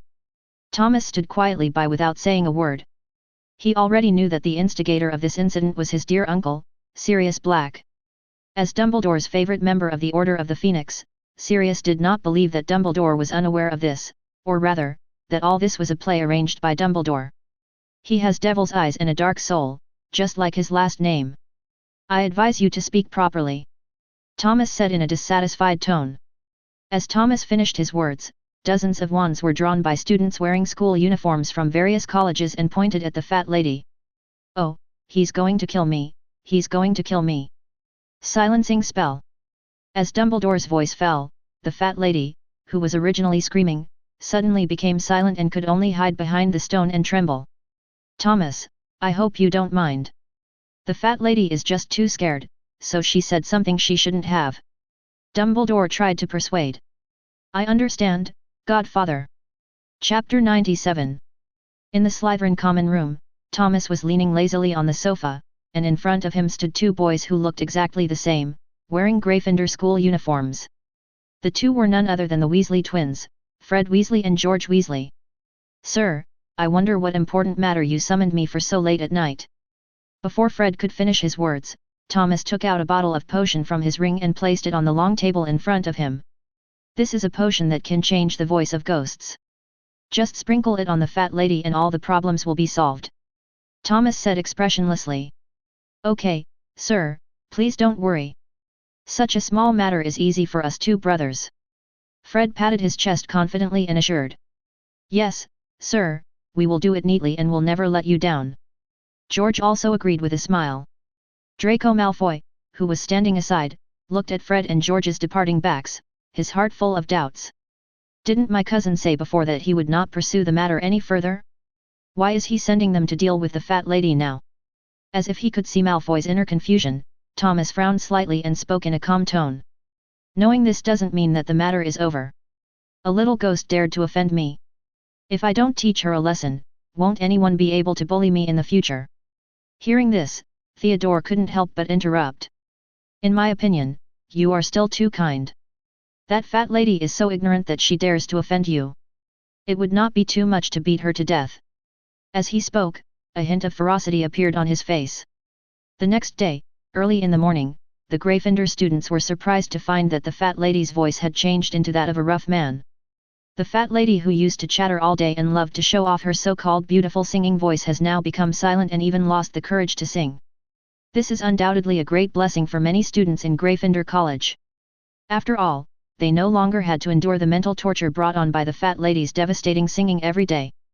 However, on the same day, another strange thing happened. Professor Lupin, who was supposed to be in the defense against the dark arts class, was unexpectedly absent. Instead, Professor Snape, wearing a black robe and looking stern, was there. However, from the slightly raised corners of Snape's mouth, Thomas could still detect the joy that was difficult to conceal in his heart. "Excuse me, Professor Snape, where is Professor Lupin?" Harry asked the question with a look of suspicion on his face. For a moment, all the students in the classroom looked at him strangely, as if they were looking at a fool, staring at Harry Potter who dared to question him. At this moment, Snape, who was standing on the podium, couldn't help but frown. "Mr. Potter, if your brain wasn't as dull as the trolls, you would understand the reason. Now, please turn to page 394. As Professor Snape finished his words, the sound of flipping pages was heard in the classroom. "Werewolf!" Suddenly, Ronald screamed and stared at the contents of the book in astonishment. His scream attracted the attention of other students, and everyone looked at their books curiously. However, among this group of excited students, one person stood out, Hermione. She frowned and said in confusion, "Professor Snape, we just finished the homework on Red Riding Hood and Hinkley Punk not long ago. According to the teaching schedule, knowledge related to werewolves should not be covered until a long time later." Facing Hermione's question, Professor Snape raised his head slightly, glanced at her coldly with his deep eyes, and then answered calmly. "Be quiet, Ms. Granger. I am the professor here, and you don't need to worry about the class schedule. You just need to listen to me quietly." After saying that, Professor Snape gently waved his wand, and the windows on both sides of the classroom slowly closed as if pushed by an invisible force. The originally bright classroom suddenly became dim, giving people a mysterious and depressing feeling. Then, Professor Snape walked to the side of the podium and reached out to pull a thin rope. With a slight sound, a huge screen slowly descended from the ceiling, and at the same time, a huge projector began to operate. A black projection of a werewolf gradually emerged on the white screen, lifelike and ready to pounce on everyone at any time. The students couldn't help but gasp, and a tense atmosphere filled the entire classroom. At this time, Professor Snape spoke again. "Great, now, can someone explain the difference between an animagus and a werewolf please?" As expected, Hermione raised her arms without hesitation. "No one knew about this? What a shame. Well, Mr. Black, please explain it to us." As expected, Snape would never miss any opportunity to give Slytherin extra points. Thomas sighed helplessly and slowly stood up. "Animagus is a transformation that wizards can control, but werewolves are not. Every full moon night, wizards will be forced to transform into werewolves. At this moment, they will lose their mind, lose themselves, become extremely cruel, and attack those around them, even their loved ones. Moreover, werewolves only respond to the calls of those of their own species." Excellent commentary, Mr. Black. 10 points for Slytherin House. Next, I ask you to write down everything Mr. Black has just said, and tomorrow morning I must receive a report on werewolves from each of you, 2 sheets of parchment. "But there's a Quidditch match tomorrow, Professor Snape," Harry complained quietly. This gave Snape the opportunity to spray the poison. "So, Mr. Pot, may I ask if Mr. Black wants to prepare for Quidditch training? Why doesn't he have any complaints? You have worked so hard for the past 2 years, but you still don't understand the gap between the Gryffindor and Slytherin Quidditch teams.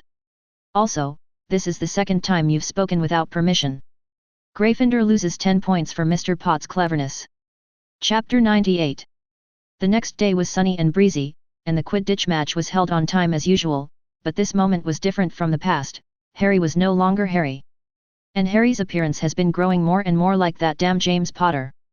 For this purpose, Snape went to the Slytherin dormitory and woke up Thomas. Thomas, sitting on the bed, looked a little sleepy, as if he had not fully recovered from last night's fatigue. I would like to see Slytherin triumph, Mr. Black. Professor Snape said, staring sharply at Thomas. Of course, Professor Snape. Thomas answered with all his strength, and quickly changed into the Quidditch uniform that symbolized Slytherin.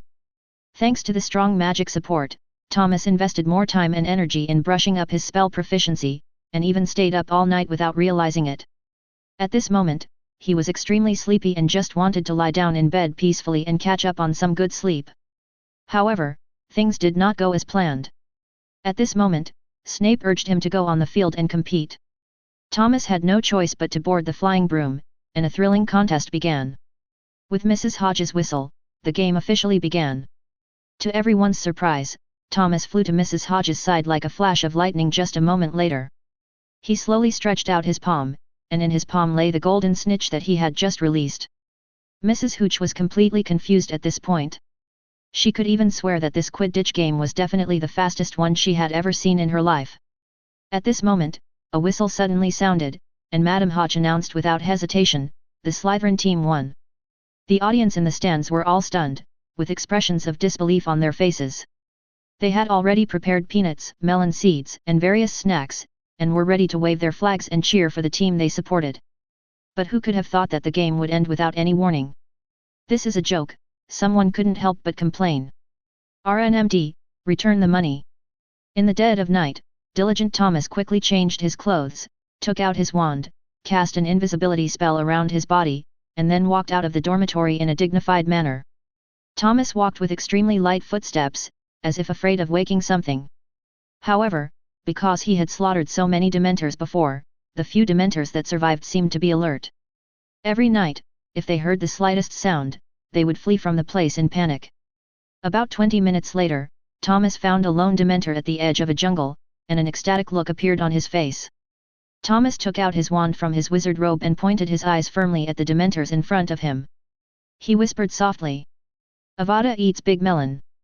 A dazzling, almost black light suddenly burst out from the tip of the wand, rushing away like lightning and hitting the Dementor's body accurately. With a dull thud, a bang sound resounded throughout the jungle. The Dementors that were originally suspended at the edge of the jungle were instantly blown to pieces, turning into debris and fragments scattered all over the ground. Yes. That's great. Thomas said excitedly with a satisfied smile on his face. He nodded slightly, obviously very satisfied with his performance. When he was about to turn around to look for the next target, he suddenly felt his trouser leg as if it was bitten tightly by something. Thomas was puzzled and looked down, but was surprised to find that it was a skinny black dog. The black dog was dirty and had sparse hair, which looked extremely pitiful. Thomas sighed helplessly, knowing that his disillusionment charm had lost its effect. Thomas lifted the magic and spoke. So, my dear uncle, how did you find me? The black dog suddenly transformed into a sloppy middle-aged man in the blink of an eye. Sirius grinned smugly. Of course, I rely on my sensitive nose. He touched his nose and continued. I was just about to come out to get something to eat when I smelled you. I saw you in action, destroying that damned Dementor in one fell swoop. By the way, Thomas, is it really okay for you to cast the killing curse so frequently? Sirius asked, frowning with a worried look on his face. You know, this spell will continue to split the soul of the caster. Thomas smiled indifferently. Don't worry, uncle. If there is any problem, my godfather will definitely come out to stop me at the first time. Do you think that with my godfather's ability, he will not be able to notice what is happening in Hogwarts Castle? Sirius nodded thoughtfully after hearing this.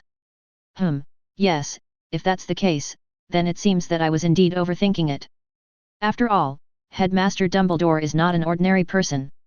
Seeing Thomas's confident look, Sirius's doubts were slightly alleviated, but the worry in his eyes did not completely disappear. At this time, Thomas took out some food from the ring and threw it to Sirius, then turned around and prepared to leave. He noticed that the number of Dementors around him was gradually decreasing, and he couldn't help feeling a little anxious. He was very afraid that the Ministry of Magic would discover that Dementors were dying in large numbers. In that case, they would most likely replace all the Dementors with those so-called Aurors. Although Thomas was not afraid of a head-on confrontation with the Ministry of Magic, he was not ready for an all-out war at the moment. Therefore, the top priority at this moment is to find more Dementors as soon as possible in order to improve the proficiency of the killing curse. Wait, Thomas! A shout stopped Thomas, who was about to leave. He turned to look at the person who spoke with some impatience and spoke helplessly. I'm really busy, uncle. Sirius didn't seem to mind his attitude and continued. I need you to do me one more favor, Thomas. Hearing this, Thomas raised his eyebrows, a barely perceptible smile appeared on the corner of his mouth, and he asked with interest. And what good will that do me, my dear uncle? Sirius hesitated for a moment, then took out an ancient key from his pocket, waved it in front of Thomas, and spoke in a low voice. The key to the Black family's vault is right here with me. As long as you help me complete this task, I can give it to you. You know, inside it is all the wealth accumulated by the Black family over the past few hundred years. However, Thomas was not interested in this so-called treasure trove. He sneered and responded. If that's the case, then forget it. After all, I also have the key to the vault.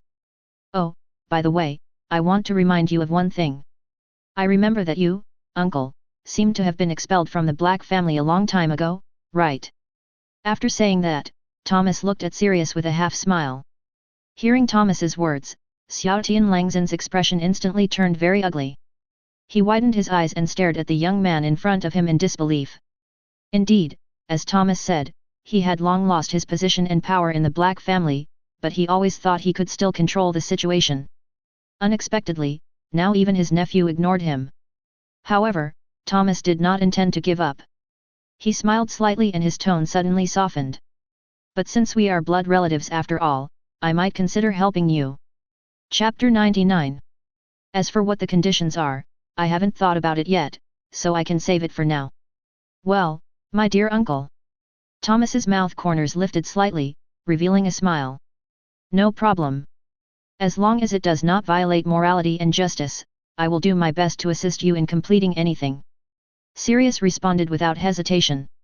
After all, he already had a lot of guilt and pressure on his shoulders, and one more task wouldn't have much of an impact on him. Besides, he was already used to these lice-like troubles. What really mattered was that he had to meet Harry first, the godson he regarded as his own. He had promised Lily and James that he would look after the children for them. I need your help in finding Harry and bringing him to the Whomping Willow. Sirius continued to talk about his plans. As for the follow-up matters, you don't need to worry about it anymore. There is no doubt that I will never do such a losing business as using one promise to get help twice. Thomas said firmly. That's great. As long as you can get this done and let me see Harry smoothly, then no matter what happens to you, no matter how difficult and dangerous it is, I will do my best to help you. Sirius's tone was sonorous and powerful, revealing an unquestionable determination. That's great. Keep this ring. If I need anything, I can use it to contact you, uncle. As Thomas spoke, he took out a snakebone ring with the number 9 printed on it from his arms and threw it to Sirius. Sirius took the snakebone ring and put it on his hand. He tucked his tongue to show his dissatisfaction, but nodded his agreement. Then he picked up the food on the ground and prepared to leave. However, at this moment, Thomas suddenly called out to him. Don't die easily, you still owe me a favor. Sirius stopped and looked back at Thomas, a hint of disdain in his eyes. Don't worry. How could someone who escaped from a place like Azkaban die so easily? After saying that, he strode away without looking back. After killing several more Dementors, Thomas was surprised to find that no matter how hard he searched, he could not find any trace of these monsters. After careful consideration, he concluded that the Dementors must have gone into hiding. In desperation, Thomas had to give up the search and turned back to the room of requirement to continue practicing other black magic. The next morning, the sun was shining brightly, and Thomas came to the school cafeteria early. At this moment, Harry happened to be eating breakfast here with gusto. Good morning, Harry. Thomas took the initiative to greet Harry. Good morning, Thomas. What's up? What can I do for you? Harry responded slightly excitedly. You know, Thomas rarely communicated with him alone since the thrilling Chamber of Secrets incident last school year. Although Harry later successfully joined the Fool Magic Club, he was never appreciated or promoted by Thomas and could not enter its core leadership. This had always made Harry feel quite depressed. However, this time Thomas took the initiative to come to him, which made him happy. Harry, if you are free today, you can go to the Whomping Willow. There is a close friend of your father who wants to meet you. Thomas said in a calm tone. My father's former friend? I will definitely go, Thomas. Harry replied without hesitation, his eyes gleaming with anticipation. By the way, Thomas, are we still friends? Harry asked, his voice trembling slightly, seeming a little uncertain. Thomas replied softly with a warm smile on his face. Of course, Harry, we have always been friends. Do you doubt that? After saying that, he gently stretched out his hand, took out the snakebone ring with the Mark 10 from his pocket, and handed it to Harry. Harry's eyes sparkled with excitement. He couldn't wait to take the snakebone ring and quickly put it on his finger. Feeling the cool touch of the ring, Harry's face bloomed with a bright smile.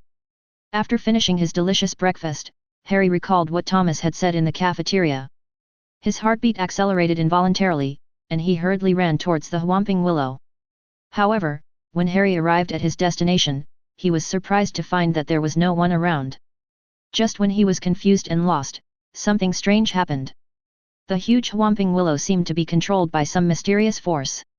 It suddenly stretched out its thick branches like a pair of powerful arms, tightly grasped Harry, and dragged him into the ground. After a dizzy spell, Harry slowly opened his eyes and found himself in a space filled with a strange atmosphere. He looked around, and his eyes finally fell on a figure, a man wearing a black and white prison uniform and a tattered black robe, with shoulder-length hair. At this moment, the man was staring at Harry quietly. Are you my father's friend? Harry asked nervously, a hint of anticipation and awe in his voice. Yes, I am a good friend of James Potter. Sirius said as he looked at Harry. Harry looked at Sirius with some confusion, he didn't understand why Thomas asked him to come here to see Sirius. Sirius seemed to see what Harry was thinking, he smiled and said. It was Thomas who asked you to come see me. He's a good man. Harry nodded. He didn't have a bad impression of Sirius, and he also believed that Thomas would not harm him. After your parents died, I have been trying to find you. I wanted to protect you. But I was stuck somewhere until recently. Sirius said, his eyes full of love. Harry was touched when he heard this.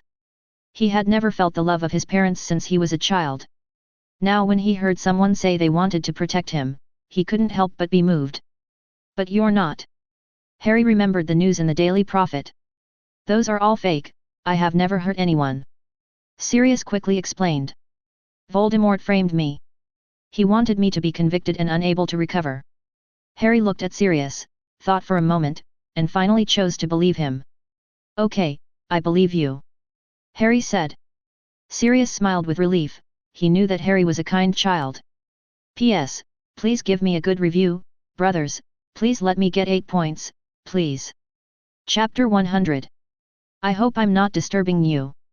As the deep and attractive male voice sounded, Harry and Sirius turned their heads in unison to look in the direction where the voice came from, only to see a tall and straight figure slowly walking out from the other corner of the room. This person is none other than Professor Lupin, who has been absent for a long time. Long time no see, Lupin. Sirius was the first to say hello and walked forward to give the other person a warm hug. Yes, Sirius, it's great to see you, but why are you in tatters? Professor Lupin asked in confusion, looking at Sirius's wrinkled and stained clothes. Haha, maybe it was caused by accident when I was avoiding Dementors recently. You know how difficult those things are to deal with. Sirius smiled nonchalantly and joked. You finally look as crazy as you are on the inside, Remus John. When it comes to craziness, you're the better one, Sirius. Professor Lupin responded with a smile.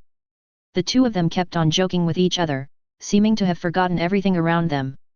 Then, they hugged each other tightly, their deep friendship was self-evident, just like close friends who had not seen each other for many years. Harry, who was standing by and watching the whole process, was completely confused and had no idea what was going on. He couldn't help but mutter to himself. What is going on? Who am I? Where am I? Just then, Sirius suddenly let go of Professor Lupin and said to him excitedly. I finally found him, I finally found Harry. I know, brother. Professor Lupin smiled and nodded, indicating that he understood Sirius's excitement at the moment. However, Harry was even more confused after hearing this. He stared at the two men in front of him with wide eyes, thinking that he didn't seem to be that familiar with them. It took a long time for Sirius to calm down, but there was still a gleam of joy in his eyes. Harry, do you want to know the truth about your parents' death? Lupin stared at Harry and spoke slowly. Of course, Harry, I can tell you if you want to hear it. Rumor has it that Sirius betrayed your parents and sold their place to Voldemort. Lupin's voice was heavy and regretful. Harry clenched his fists and responded firmly. But I know that's not the case. There was a firm gleam in Harry's eyes, as if he had already seen through the truth behind the lies. Sirius sat quietly by the side, listening to what Harry said, with a pleased smile on his face. He thought to himself. He is indeed James' son. He has the ability to think independently and will not be easily influenced by outside public opinion. That's right, kid, the one who actually betrayed your parents wasn't Sirius. Lupin continued in a serious tone, we all thought that person was dead, but in fact, he is still alive in this world. Harry's heartbeat became faster and faster, and he couldn't wait to ask. Who is it? Please tell me. Every word was filled with eagerness and desire, and he felt that he was getting closer and closer to the truth. Lupin took a deep breath, then whispered the name that shocked Harry. It's Peter Pettigrew. He has been in Hogwarts and lurking around you. He silently observed Harry's reaction. Harry's eyes widened, a look of disbelief on his face, and his voice trembled as he blurted out. What? How is it possible? Harry never expected that the murderer of his parents had been hiding in Hogwarts and was lurking beside him. This sudden news shocked Harry so much that he could not accept this cruel reality. He thought he had solved a part of the mystery, but he never expected that the real murderer had been by his side all along, and he had not discovered it for 3 years. For a moment, anger, pain, and confusion intertwined and surged into my heart. Just as Lupin was about to speak, another voice spoke up. Harry? So how many people are there today? They are all here. I have to say, revenge feels really good. Snape, dressed in a black robe, stood there with a gloomy face, holding the wand tightly in his hand, his eyes cold and sharp, and he spoke slowly. I've been looking forward to catching you in my hands, Sirius. The voice was low and hoarse, as if carrying endless resentment and anger. Hearing this, Lupin hurriedly wanted to say something to persuade him, but before he could open his mouth, Snape waved his wand and forced him back a few steps. Severus. Lupin looked at Snape helplessly, a hint of worry in his eyes. Snape continued. I have always emphasized to Dumbledore that you were trying to help those old friends sneak into Hogwarts. Now it seems that everything has been confirmed. His tone became increasingly harsh, and he seemed full of hostility towards Sirius. However, due to the lack of solid evidence, we were unable to convict you. But now, I finally have the opportunity to capture you on the spot. Snape had a smug look on his face. You are certainly a man of good sense, Snape, but unfortunately, you miscalculated this time. Sirius scoffed coldly. After saying that, he turned around and prepared to leave, leaving behind a sentence. Sorry, Snape, Remus John and I have something important to discuss. Then he walked towards the door without looking back. You think I'm going to believe your nonsense? Sirius. Snape said disdainfully, and as he spoke, the tip of his wand began to glow, and it seemed that a spell would flow out at any moment. Don't be stupid, Severus. Lupin said anxiously. When is he not stupid? Sirius said with a dismissive tone. Lupin was about to try to persuade him a few more times when he heard Sirius roaring. Shut up, Lupin, this is between me and Snape. Lupin sighed helplessly and turned to stand aside. Look at the two of you. You look like a young couple having an argument. Snape started to tease. None of your business, Snape, just go back to your chemistry set. Sirius said in a mocking tone. The next second, the light from the wand in Snape's hand became brighter, as if it was about to be fired at any moment. Don't think I won't kill you, Sirius. The Dementors missed you terribly. Snape's face turned pale and he spoke in a cold tone. If you enjoyed this video, please give it a like and subscribe to the channel so you are notified of future uploads. You can find the next parts in the playlist visible on the screen or on my channel. Thank you for watching, and I'll see you in the next one.